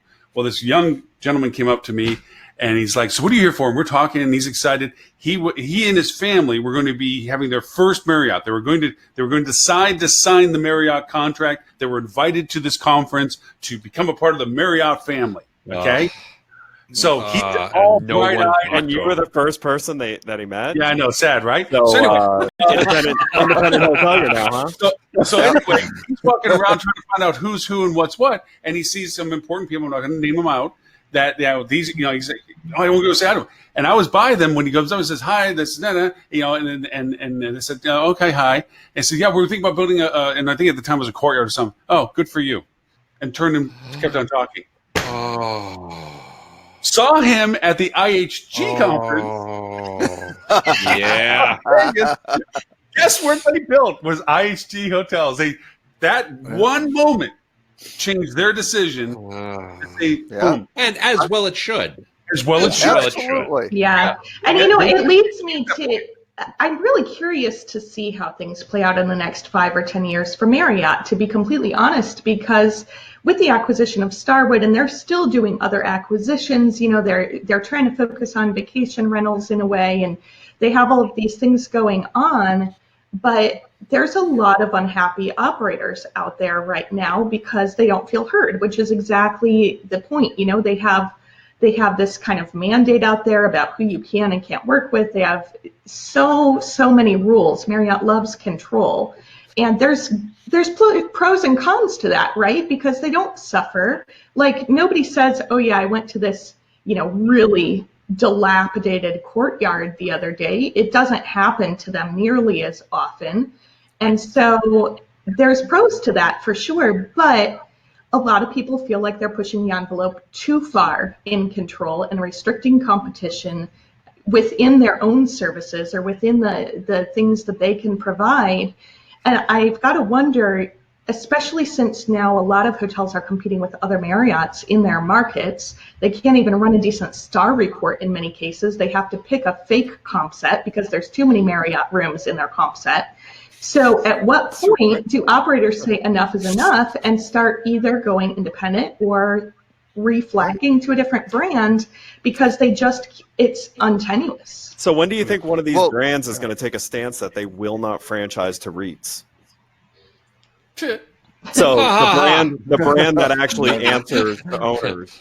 You laugh about that, but actually in the restaurant world, franchises that require owner-operator are way more prevalent than absentee owner. I have a question. Does Magnuson allow REITs? I don't know. I bet you Magnuson's already doing it.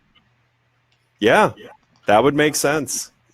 That would be my guess. You think they've outlawed? I don't think they would outlaw them. I don't. I don't think they certainly aren't that way. But they're certainly not going after them. Operator requirement wouldn't be unheard of. Well, Outback was the first in the food. That's Best Western too, probably.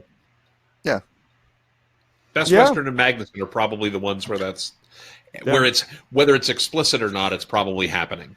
Right. So well, I got a question for Lily. So you've got Marriott in Manhattan, which has 90 properties, versus Hilton that has 13. In a downturn, any issues for Marriott figuring out how to feed those guys? To be fair, Hilton doesn't own a single one of those rooms, and neither does Marriott anymore. Neither does Marriott either. Neither of them are going to feel the financial pinch of it until an upswing's coming, when those hoteliers may be moving on from their flags. Yeah, right. And so that's a them problem. In New York, they could go independent easily. Easily. Yeah, and New York too. It's gonna suffer a little bit less, just like we were talking about the markets that are going to suffer less with the whole Brand USA situation. Things are going to continue to some degree, although more price sensitive guests may look at other destinations. So there's that. But I don't know that it's a question of brand as much as it's a question of the penetration of scale in the market, because it's the same thing that we always see. Luxury starts playing in the upper upscale pricing, upper upscale starts playing in upscale. Everybody shifts down 1 to 2 scales in their pricing. Right. And so the properties that tend to suffer the most are your select service. And I think that with the proliferation of that scale across the entire U.S. recently, that could be and that may be your big issue for those. For brands. Because most of these brands, their growth is all select service. Yeah, that's right. They only really like to talk about the stuff that is the really cool and pretty and all of that. But in reality, the majority of their key growth is the select service. Yeah, but I'm going to say the negative part of this, because the people who will actually suffer are not going to be the brands, right? The brands will take a hit. The people who will suffer are going to be the franchisees who don't make it. The owners. Are the owners who don't make it. Let's be really fair about what's actually going to happen there. You're going to have folks who can't make their note, and they're going to default. And then the banks are going to suffer. We can't have banks suffering. So here's what I want to know though, and why I think this downturn might be different for hospitality than the last one, right? Like depending what it is that actually triggers the recession, if it's softening of the market, if we have a black swan event, nobody really knows what's going on right now. But I think that the thing that will be different is that travel and experiences, because of the millennial generation, has become more of sort of a requirement for this generation. Like they're going to place even when they're broke. So maybe they're going to place it higher priority in their budget. So the walk-away point with this, so everyone understands this, is you don't have to worry about a downturn. The millennials gotcha. Wouldn't that be ironic? By the way, actually, there's like it's possible. There's all the stories about millennials being broke. I think we're talking about a very specific subset of millennials. They were the ones that an affluent millennial. Right. Well, and they're the ones who are broke are the same ones that created the stereotypical millennial. Oh, for sure. And that was like it was a generation inside that generation. It's an modern day hippies. Right. They lived with their parents. It's really no different. Not everybody who, was in their 20s in the 60s or 70s was a hippie. Wait, Tim, were you a hippie?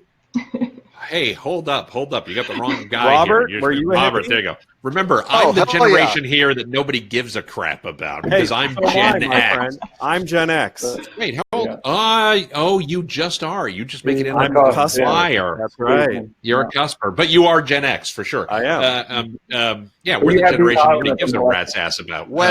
When I was 9, I had a peace sign necklace. I was pretty. All right. So first, I want to say two quick things, and I'm going to do my old dialogue and dash because I have to bolt at one. But it's a George Costanza.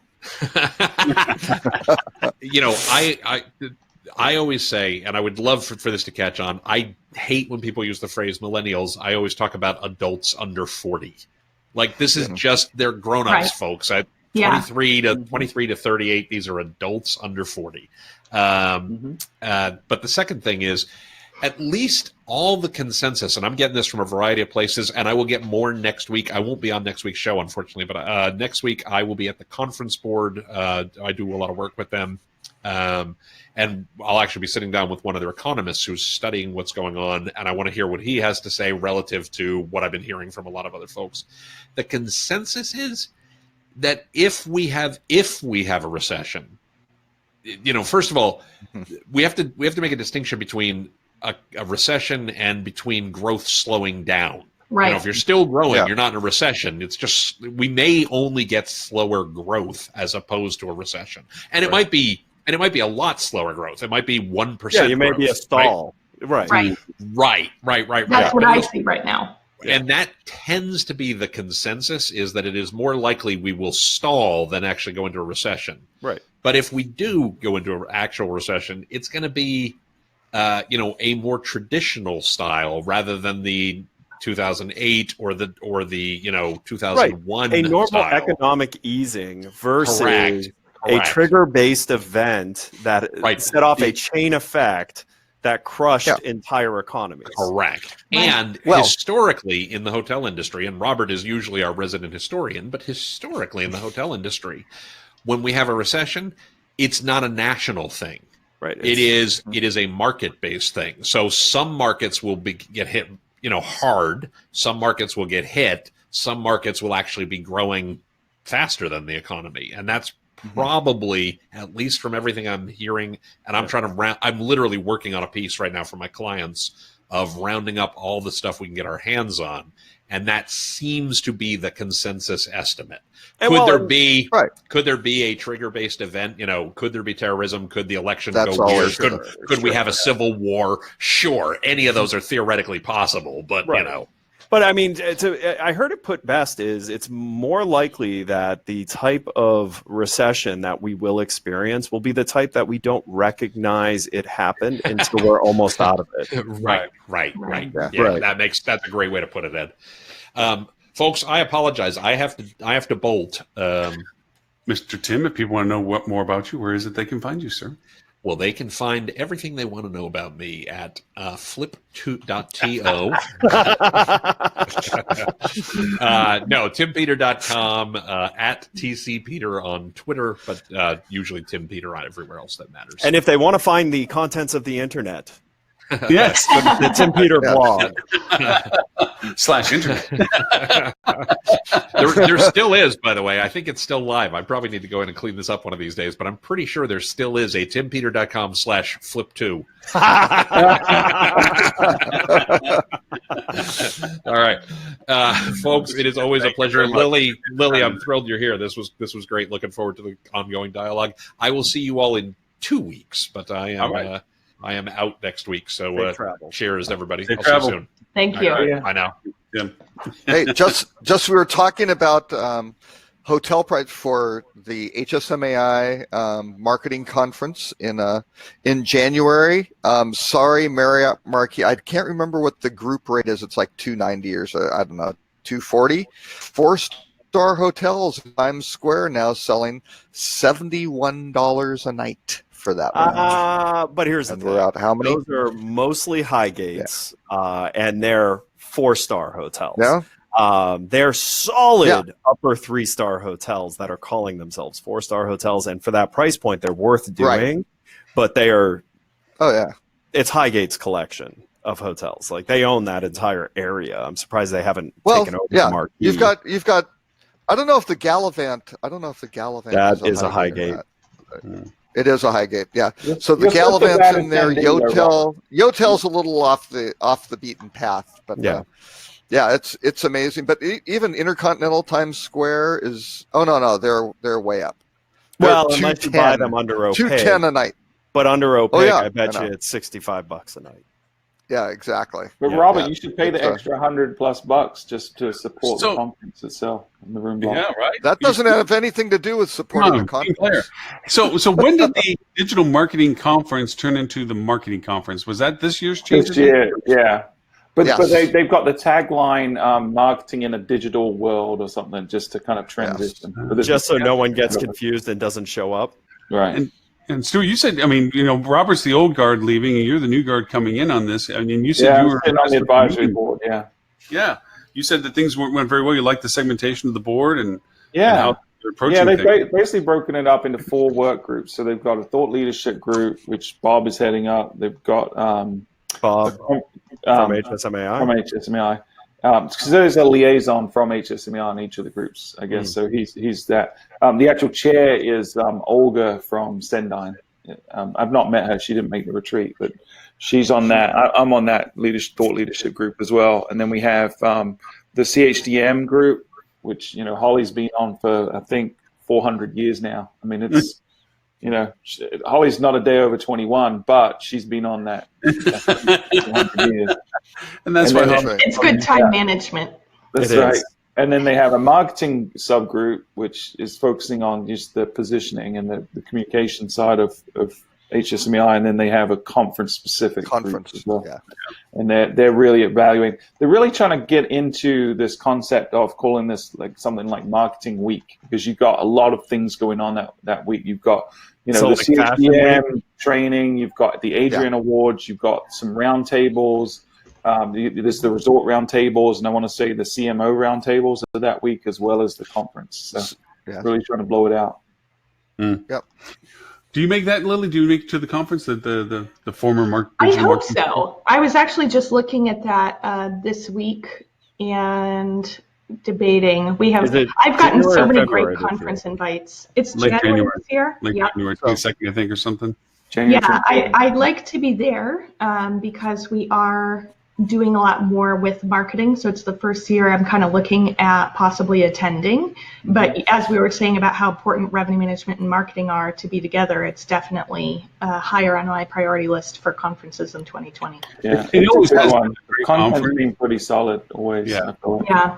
And plus, we always cover it live. So if you do happen to join us or join the conference, we do a live coverage of it. So you're more now that part of the gang that you get to go over and hop on outside if you want to with us and recap some of the sessions that are going on and stuff. We do a live Yeah. broadcast in there. Yep. And if you do go, you can help me carry all the awards that fuel Yeah. Perfect. Thanks So- from sorry. Adrian's. Yeah. What? Tell us a little bit about the Adrian Award. I'm going to brag a little bit. We've never entered the Adrians before because we've never really, thought about much about award ceremonies in general. You've hired a proper PR firm now. We, so you have we to do hired a things PR like that. firm, and one of the things they recommend is like you've got to go after some awards, just to add to your credentials. So we're like, sure, we'll give it a shot. So we entered, I think 8, and we ended up winning 7, including 2 gold. So one of which was the Fuel Hotel Marketing Podcast. So now we are an award-winning podcast. We can say. Kind of fun. Where can they find this podcast, Mr. Stewart? Oh, anywhere you want to look, really. fueltravel.com/podcast, Apple, Google, anywhere really. Stuart, just hot tip on how to get platinum next year for the podcast. You have to claim that you burned $7 million. Exactly.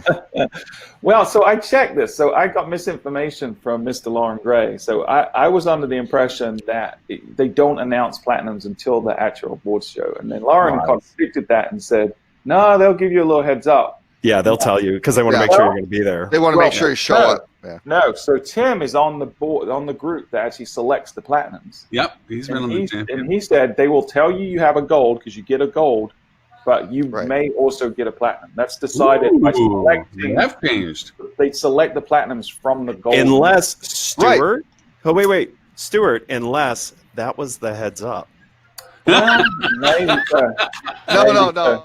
I know that you ask him, and he was very gentlemanly. He said he was under an NDA, but he would consider this a friendly with me, and he gave me how the process works a little bit, but he would not divulge any information. So I'm none the wiser to either of our gold or platinum. I've been a platinum judge on that too, and so the process is you only look at the golds, right? Mm-hmm. So that's the thing. You go through that, and then you do, and there's no limit on the number of platinums. You can have a lot of platinums. It kind of depends on how as long as there are enough big budget DMO spends, enough Hilton and Marriott campaigns submitted. And maybe squeeze in something an OTA did. Honestly, that is. Show me a platinum. Distressing. Yeah. Show me a platinum outside of those groups. Yeah. Hey, back when I was back 12, 14 years ago, we actually had it where platinums were not announced, and that we would tell people that pay for the submission, and then there would be a surprise at the conference. So obviously, generationally, this has slowly changed in progress because we had to look at everybody to do a platinum. It was not you didn't get a gold and then went on. You literally were not told what you won until the event itself. Now, the question will be, does TravelClick win a platinum this year because of the amount of money they pump into HSMAI? Oh, see, no, that's just not nice. Not really. I'm just curious. I'm just curious. No, actually, revealed the process. There were, at least when I did it, for the digital, advertising and things like that. I can't remember. They have PRs in one, and then it's kind of like digital and advertising. But there were 3 of us, and at least my year, it was somebody from Google, somebody from USA Today, and me. Right. Yeah. And there was not really pressure from here's this, here's that. We really dug that. And actually, I think we did a pretty good job on not, putting thumbs on the scale for him. Actually, it was Intercontinental for their video series with the with the concierges, the local concierges describing their local areas, which were great. Their video program that was very early on. It was good. But I think they do tip them off because they want them there to accept them. And so I think the process is if they haven't registered, then they give them a little nudge, like you really will want to be there type thing. But if they do register, they're probably surprised, right? Well, I've already planned that I'm going to Kanye West this. Whoever wins a platinum, I'm going to jump up in front of them. That is a great strategy. Maybe that performance will win an award. Yeah. Year. It could be just that. It could be just that. Hijacking the Adrians. Yeah, that's good marketing. So, did you get either that or a Me Too suit? So I don't see that going down too long. Robert's lived long enough to figure out if you had a favorite article that we didn't hit. Since we're I want to talk about Google. Can we talk about Google? Yeah, I was going to say I'm also here to learn, so I'd love to hear your thoughts on the BERT update and the baby algorithms, which I had to look at, by the way, to make sure it wasn't actually about babies. That's right. Just built by them. No, What would you like? I'm going to go grab the clip. The bird update. Go ahead. Yeah, so BERT is basically Google getting even smarter, getting closer to Cyberdyne by the day. So BERT is a part of the algorithm that looks bidirectionally at the string and really understands the semantics of what you're saying by looking at the context of every word and how it affects each word. So it just basically means that words that a year ago it would had a hard time interpreting because there's potentially confusion because words can mean different things. Now Google's really freaking smart about understanding. Right. I mean, and I love their example, how to fish for cow. Yeah. How to that cow was fish. great. When cow is it's colloquialism for a type of bass, striped bass, right? And they literally showed the search results from before this update came out and after, and it was before it returned results about cows and after it returned results about fishing because it understood that fishing impacted the meaning of cow. Yeah, what cow means to fishing versus fishing. It's bidirectional encoder transformation. What is it? Representations from transformers. So it's basically saying each word within there can affects the other word. The meaning of the other words. And the really cool thing is Google's made this open source, so you can actually leverage this technology in whatever kind of system you have if you're doing some kind of semantic checking or trying to understand the context of people searching on your website or whatever it is. But it's a big deal because it means that Google's getting further and further away from just focusing on keywords, and it's getting more and more focused on intent. Meaning, right? Which means we can finally have websites that are written to be quality for the person reading them, and not written for the game. Not the Google bot. And it parlays into this the baby algorithm thing. So the second article was talking about how not every vertical or type or grouping of keywords is treated the same way. The factors, the hundreds and hundreds of factors that go into what ranks where can be different depending on the keyword. So, certain verticals, like if you're searching for hotels, they may look more favorably at site speed, for example, whereas if you're looking for the answer to a question, site speed may not be quite as important, right? So it just basically means that the algorithm is tweaked based on what you're searching for. Now, I think I'm going to push back on the article a little bit because the guy started out by saying that you shouldn't chase the algorithm, that a lot of people used to do that, and that you could game it for a certain period of time, but it never lasted a long time, right?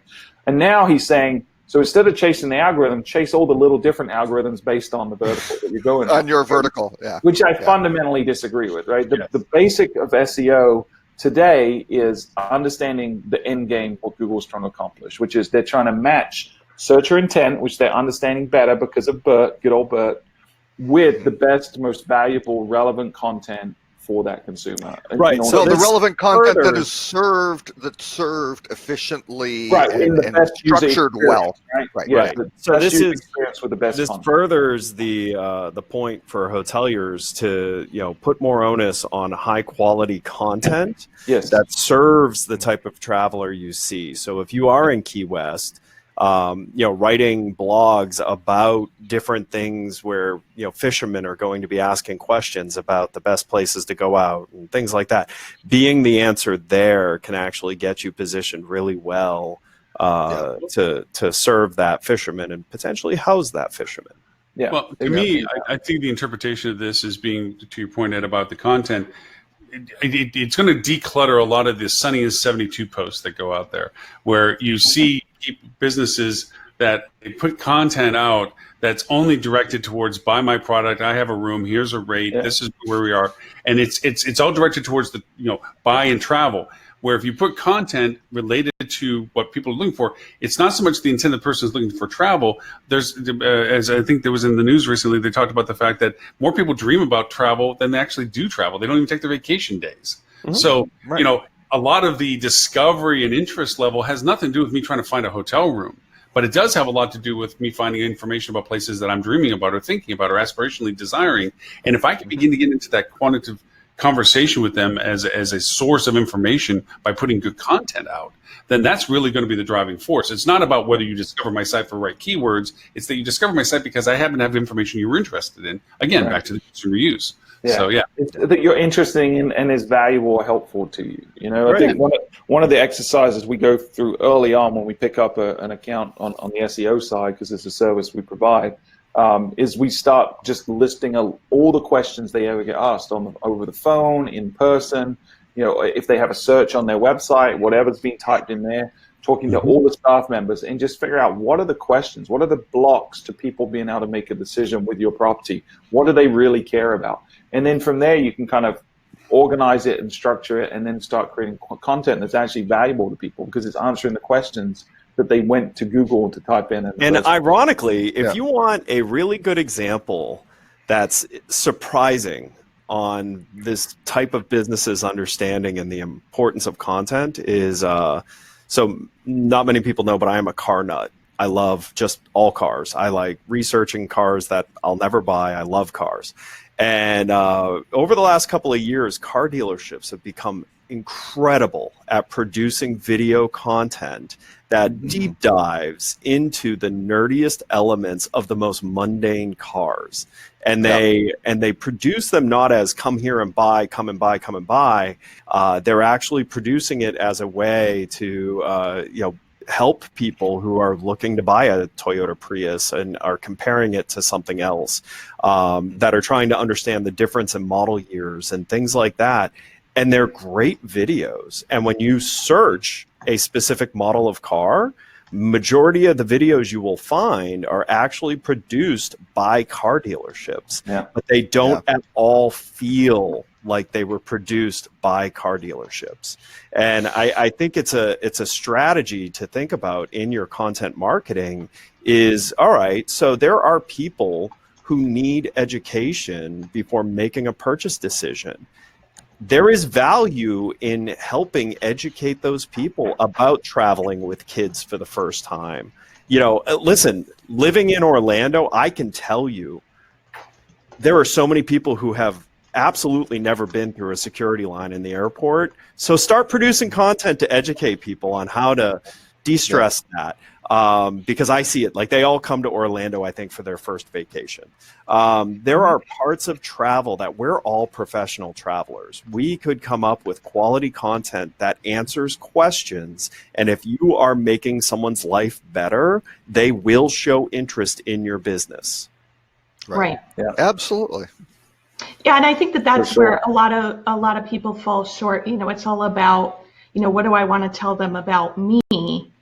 But if you can tell them more about the destination through this type of marketing, you're going to reap the benefits of the businesses around you. I mean, even last week, I got an email about the top restaurants in the world, which unfortunately, out of the top 25, only one was in the US.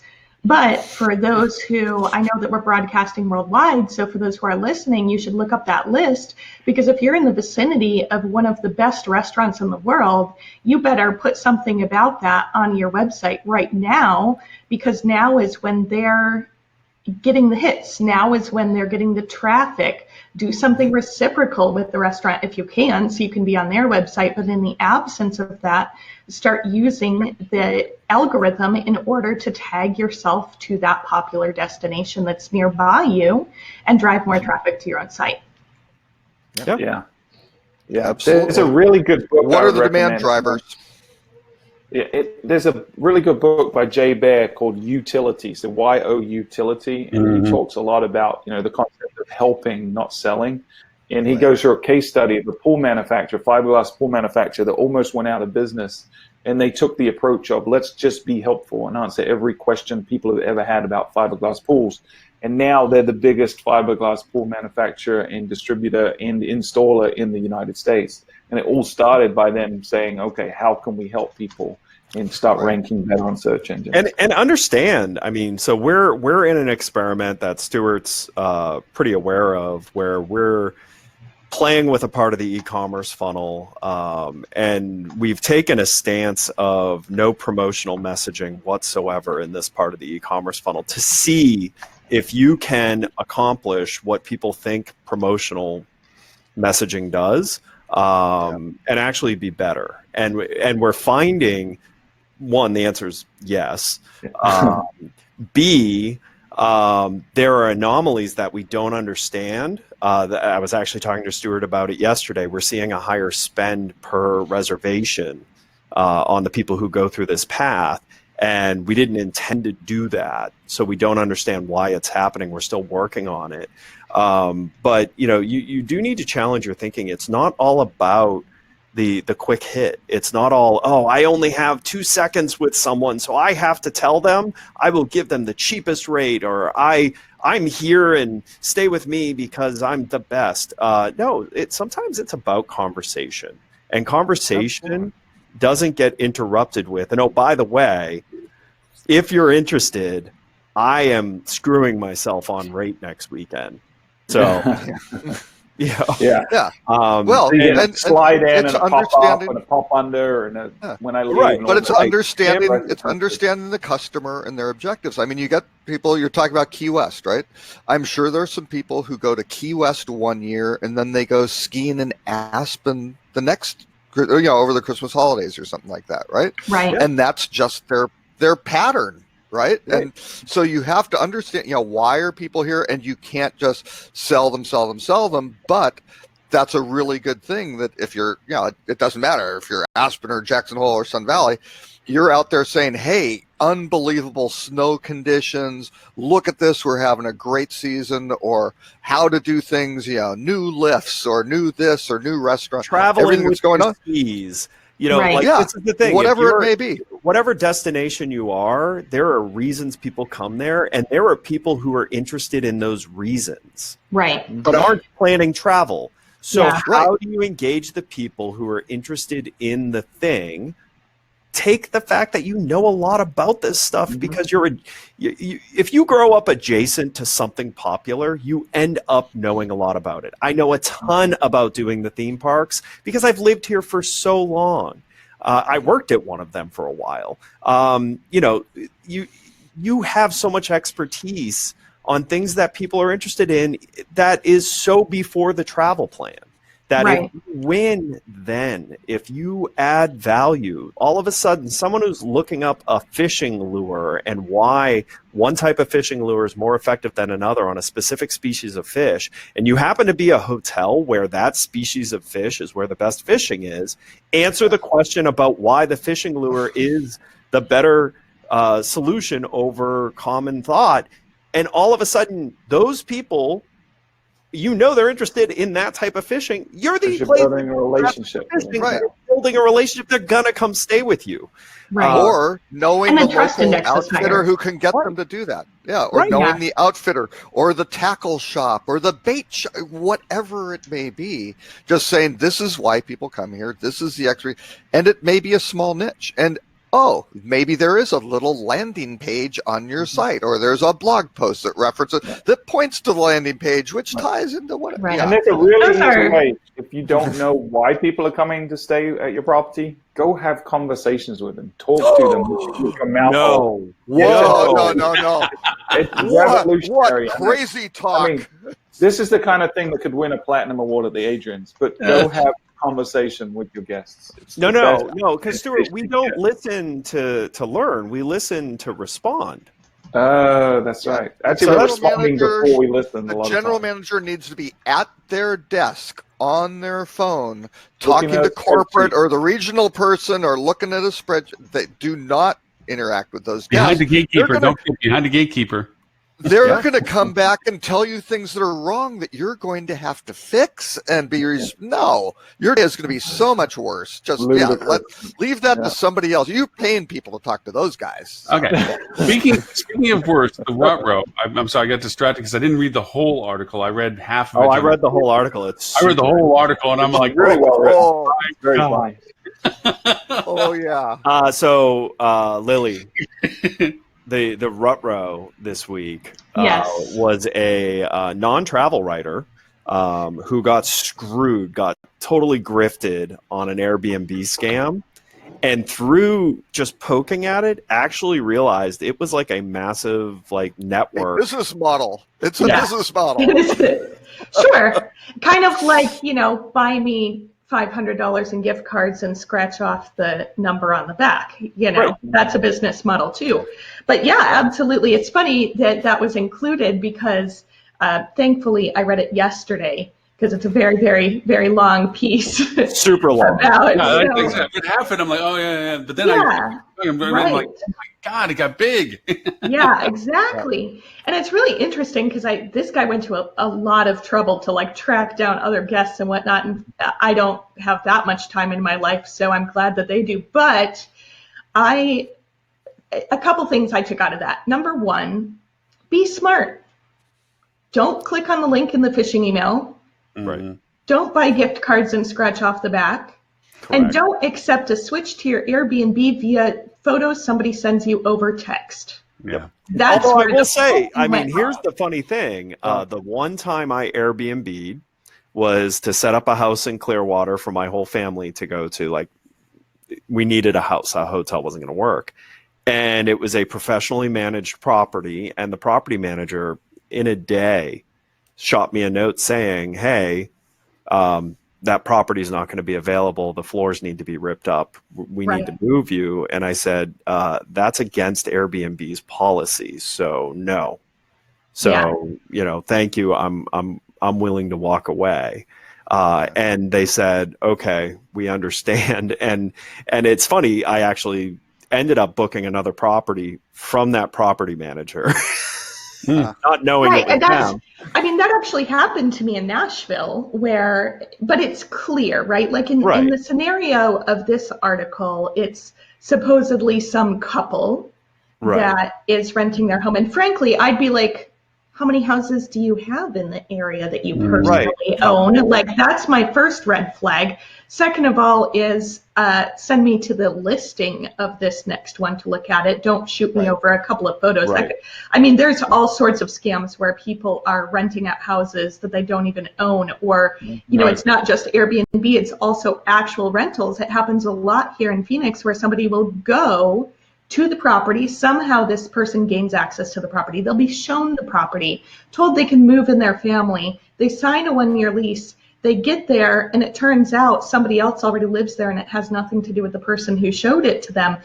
This is really no different. It's kind of a buyer beware situation, and people have to realize that when they're booking on Airbnb, they're not dealing with Marriott, and they're not dealing with Hilton, and there are no guarantees, and it is up to you. Well, and they're not dealing with, here's the thing. It doesn't have to be Marriott or Hilton. An independent hotel has laws they have to follow. Exactly.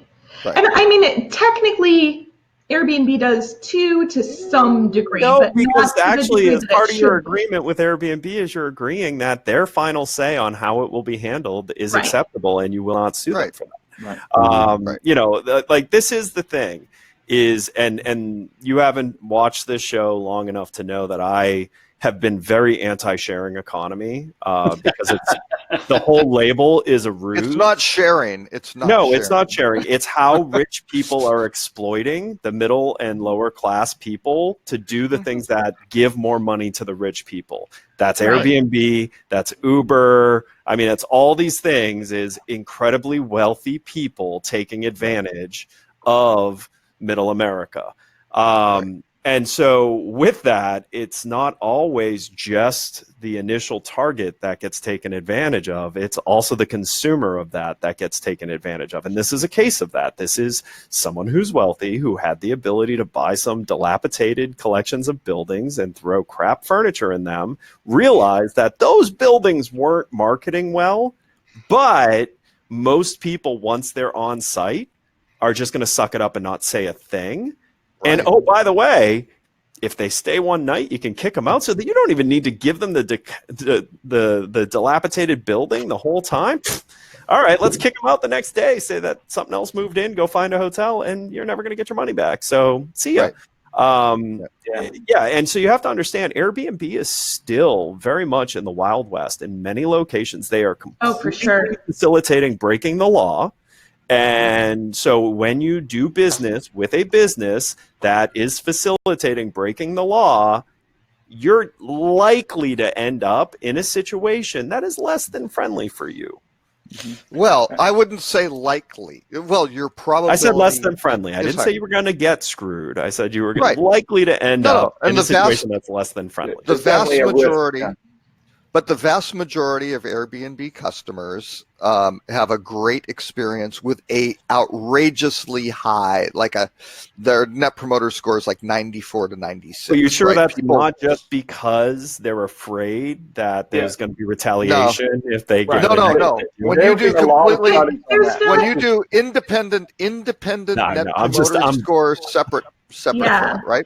I mean, the one thing I didn't understand was but you have a lot of risk with the bad players, and that's bad for Airbnb, right? Yeah. And they started off with that, and they made some very, very smart management decisions, what they need to do, and they need to get serious about it.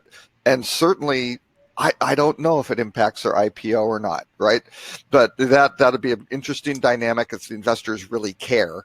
But they really need to figure out they're getting better about paying the taxes. I mean, that's really kind of on the local jurisdictions. Here's the thing. Yeah, they're eventually going to have to pay all of them. Yeah, and they know that. Right? Doing this absolutely, they know that. They got to clean up their act if they're going to go IPO. And they need to look at all these people who are individuals who have multiple listings and all these things, who are running pseudo distributed hotels, right? Yep. And that sort of thing. They've got to crack down on all that stuff.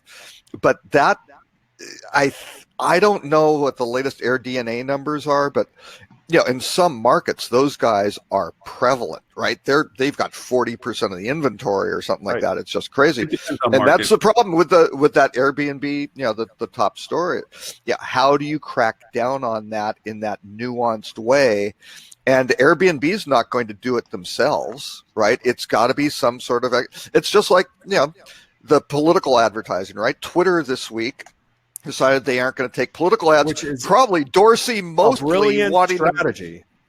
Mess with Zuck, right? No, it's not just that. It's get to step aside, because here's the thing. Yeah. Twitter now will not be brought to Congress for any of this crap.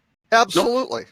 And the politicians aren't going to sue Twitter for not doing political advertising, because it completely neuters their ability to go after Zuck and Google and all of that for the things they don't like about being able to dump money targeted against people who can swing the vote.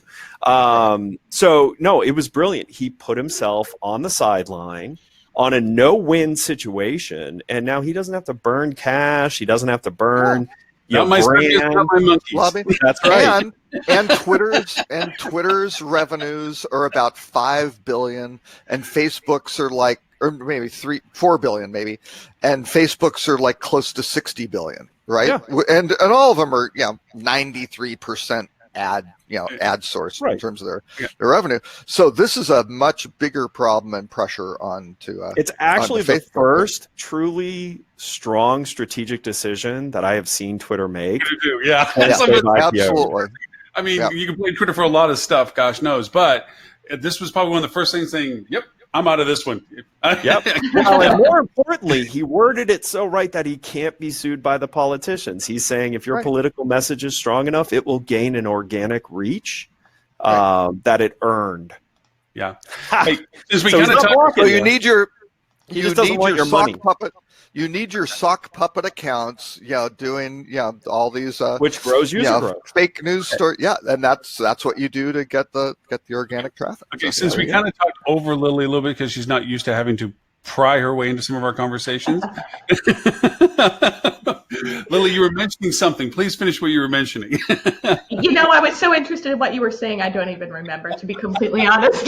Robert has that ability. He's captivating like that. And don't worry, if I have a strong opinion, I will just speak over you. It's all good. This was a minor opinion, which has clearly already left my brain. So I was talking to everybody when I mentioned that you were wanting to come join us. They said, well, I think Eddie, you were the best one that made the point of it. Is like, she does realize that being a guest host versus being a regular host turns into a conversation. You know what? I did my homework. I've watched the past episodes. I know what the show is about. We're safe, but I really felt it was important that we add just a little diversity to this group. yes. So We've I'm tried. the token woman and We the have token millennial. tried. So there you go. Yeah. We've tried to add women, but they just don't want to hang out with us. We've discovered it's a lot like high school all over again. I mean, frankly, all of us are surprised that someone married us. Yeah, So, really. I mean, exactly. Well, really though, because you're in marketing, does this make you any different than the general male population, or are you just more honest about who you are? right. We're true to ourselves. But I'm actually scared of the show that we are coming up on the 13th, where Stephanie will come back, Stephanie Smith. Your of course will be here. Holly will be here. I would cringe at the idea if Valen actually showed in at the same time. We kicked out Robert. If Valen showed up, and if because it'll actually be a good show. Oh my gosh, it'll be like because I just sit back and be the peanut gallery at that point. We're like, oh, okay, go ahead. Well, the other thing is Stephanie and Holly and I all like each other, so it's hard to say if it will just be like too much love in the room, or if we'll actually, argue with each other for sales. Because here's the thing: understand, all of us really like each other. We actually speak to each other multiple times a week. I know, but we're setting up this particular show, right? We're talking about sales, marketing, and revenue, and how right now they're still kind of siloed and at odds in a lot of cases. And so I think a lot of people will be tuning in kind of expecting a little bit of a death match between these three disciplines. And we'll be there. In reality, with the barkers, as the barkers, like, come on, you're gonna let her say that? You guys are gonna have to be the instigators and throw in a couple. Well, Robert left, so I guess I get to do his closing thing. Is if you want to know anything about the internet, go to his Twitter campaign on. Follow Rock Cheetah on Twitter if you want to flood your phone to the point that it will crash because of the amount of notifications. Because he ties a lot of stuff to it. But if you want to see Robert as a human being, his Facebook follow is pretty strong. He's quite the family guy. Does a lot of interesting concerts with the kids. It's a I drop off and all of a sudden they're talking about me. His Twitter you know the rule. We thought you died. This is your eulogy. Yeah. And you missed all the negative stuff. I was defending you. Yeah. It was all the positive stuff too. No. Yeah. He's pretty stupid, but he talks a lot. Yeah. So. No, that's smiling. No. You can't take that from me, Robert. No, actually, Robert is quite humorous, very dry sense of humor. In the letter that he sends out, the curated list and so forth, will always make you smile before you look at the content pieces because he has a great wit. Which, by the way, Stuart, we got to make sure stays ad infinitum that you have to assume that mantle of shared distribution on the board, on the board, the marketing board, keeping the new name to make sure that they get the same list and so forth. I'm going to check with Julie. She just called me in the middle of the show. I got to call her back because I'm doing some video work for her. Yeah, but I think everyone likes it, so I would assume Robert would continue to. Yeah, I think this. I've got to make put that on. I've got to change it a little bit so people's. Like I always just published everybody's emails because everybody's on board. Right? I got to do some of that. Yeah, I got to go do all that. On the CC. And Lily, by all means, as you get, we said, we talk to each other all week in different things and so forth. Any ideas for topics, information, things you think we don't want to make sure we miss or anything, shoot them over to Robert so they definitely get included to it. But definitely, you'll see the dialogue as we go each week. It's a lot of fun. We can't keep up with it. That's right. Yeah. I mean, I think I got a suggestion for one in mid-May. Yeah, that was exactly. There's a lot of really contributing. To be fair, last week I put in a suggested article and it did not make the list. And I did as well. Oh, it's a cover now. This is an Airbnb level conspiracy. Well, hopefully in about 2 weeks, because I'm going to miss next week. I'm actually going to the Fast Company Innovation Festival in New York City next week.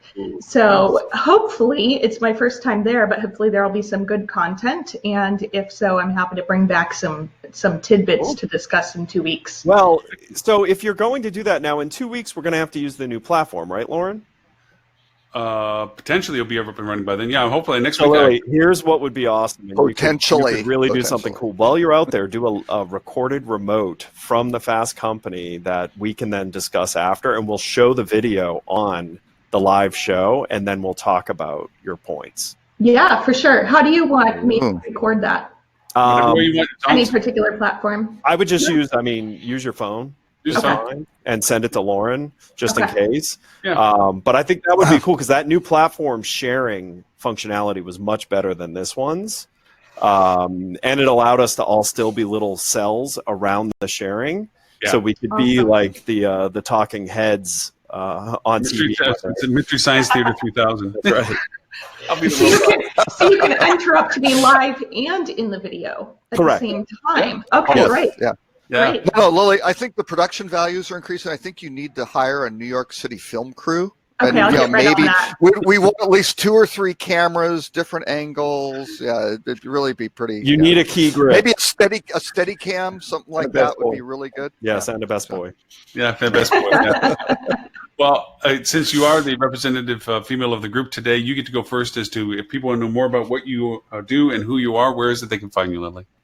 They can find me at tcrmservices.com, and I am the CEO of Total Customized Revenue Management. We do revenue management consulting for the hospitality industry. Mr. Roberts, since we were talking bad about you, which is the rule when you're not here. I'll have to play that back. Probably don't want to. I can deny everything anyone's ever said about me. That's probably a good personal policy. So, anyway, rockcheetah.com or Robert K. Cole. And all I do is the only thing I now do is prepare a list of news topics for this show that do not get covered generally. But we did get to a couple today. So.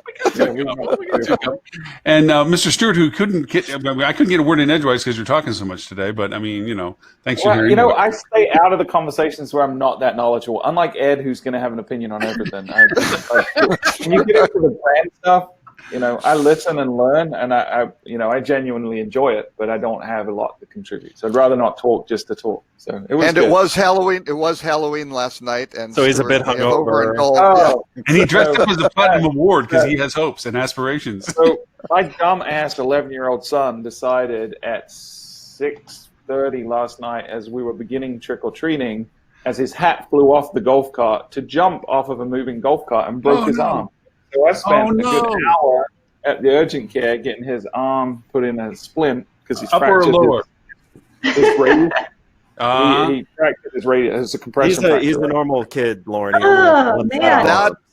That is a good life lesson. Those things, every childhood injury that help them in later life. So it could have been his head. So we were very thankful. But literally, we were in and out of the urgent care in under an hour, and we came back to trick or treating. And so by that time, he'd shed his full costume, just had a mask on and a sling, and would go up to people, and they'd say, "Is your sling part of the costume?" To which he'd say, "No, about 90 minutes ago, I fell off a golf cart and fractured my arm." And so through sympathy, they gave him handfuls and handfuls of candy. So he made out like a bandit last night. He got way more candy than he's ever gotten before. So next year we're sure this wasn't part of the plan all along? Exactly. Maybe so. Maybe he's a genius. He's willing to put his body on the line for candy. So I don't blame him. Well, Stuart, I've always wondered how they celebrate Halloween in New Guinea, so I appreciate the education. No, it's New Zealand. He's from New Zealand. Or New Caledonia. New Caledonia. I'm sorry. Barbuda. It's Barbuda, guys. Come on, you're so insensitive. Mr. Stewart, the soon-to-be platinum award-winning podcast. Where can they find the soon-to-be platinum podcast? The Old Adrian award-winning podcast can be found at fueltravel.com/podcast, or just search for Hotel Marketing Podcast anywhere you want to, and you'll probably find it. So, and the mothership, if you want to learn about fuel, is fueltravel.com. We've got all the information you can want there. Oh, and we just added a downloads section. So if you go to fueltravel.com/downloads, you can get all of our past, because we do travel studies and a technology study, and we've done some white papers and whatnot. So all of those now aggregated under fueltravel.com/downloads. Excellent. By the way, kudos on your graphic podcast now. great move. Having Wait till somebody. you hear. Stuart and I had a little jam session earlier in the week about him introducing a soundboard to introduce clip. Oh, tell him the clip that we're going to record from you. It's awesome. I built a better mousetrap. So they're going to talk about new innovations and. We're going to have a segment on the show, and it's going to be Ed's voice saying that. I built a better mousetrap. So, Mr. Ed, where can they find you and everything about Flip2? Well, if you want to learn about Flip2, fortunately, and thank you, Stuart, you can generally hear a lot about us on the Fuel podcast. That's how quite a few people learn about us. You can go to flip.to, social media, Flip2. You can learn about me on social media, Edward St. Onge. I have now separated my college football persona from my professional, so you don't have to be barraged with that. UCF lost the game? Is that what happened? No, actually, Exactly. I did it He's off the last bandwagon. season. Okay. Yeah, last season I separated it because I realized it was time. Because I post way more college football than I do Flip2. But yes, so you can learn about me on social media, Edward St. Onge, and Mr. Lauren Gray. If people want to learn about you and all the new and interesting things you try. Don't go to Instagram and look at Lauren Gray, that's for sure, because she looks a lot better than I do. You can currently still go to hospitalitydigitalmarketing.com/live for this and all previous 220 episodes. For now, we are going to be changing it to its own separate website soon enough. With a longer URL. Well, no, yeah, so it's going to have to be a long string URL. No. But anyway, for everything else, you can find it Facebook and YouTube and simulcast. And this is going to get posted on Instagram TV. We actually had an audience on Instagram TV. I was surprised since Stuart is such not a fan of Instagram TV. It was probably Jennifer Aniston now that she's on Instagram. That's probably who was watching. That's probably what it is. Or they must have thought it was the other Lauren Gray on Instagram and they scurried over thinking they're going to see a video of this 17-year-old music sensation, and they saw us, and maybe that's the last audience we'll have. Who knows? No, actually, I'm attributing it to Lily. We had what looked like our largest audience because of breaking LinkedIn last week. I don't think I told you, Lily, but because we simulcast on so many LinkedIn's, I got a nasty gram from LinkedIn saying that's not what you use. And rightly so for the integrity of the LinkedIn platform, I have to say. So. They said, "I'm sorry, you followed the rules, but not the intent." I guess no, but no, they slapped me on that, but they didn't take away my live streaming beta, so I just had to confine it to a single platform this time. But anyway, thank you all so very, very much, Lily. Welcome to the gang, and sorry, Holly, we ran out of time for you to join us this week, but we hope that you can join us. Holly's in the green room. Yep. Holly's in the green room. Hanging out with Valen. Sorry, Valen. We didn't get to Valen, sorry about that too. Yeah, Dan Waxman. Yeah. Madeline. Sorry, can't get you all. Anyways, thank you all until next week to show 222. Lily, we know we won't see you, and I know Tim, we won't see you. So hopefully we'll see the rest of the gang. I'll be missing too next week. Sorry, so it might just be you. Jeez, I'm going to be talking to myself. You're going to leave me with Robert. You know how those conversations go. It gets weird. It gets weird. We're going for a deep dive. Deep dive. Next week. Rabbit hole. All right. Into the weeds. Yeah. Into the rabbit hole, under the weeds. Yes. Thank you, Alice. All right. Goodbye, everyone. 11:30 Eastern next week.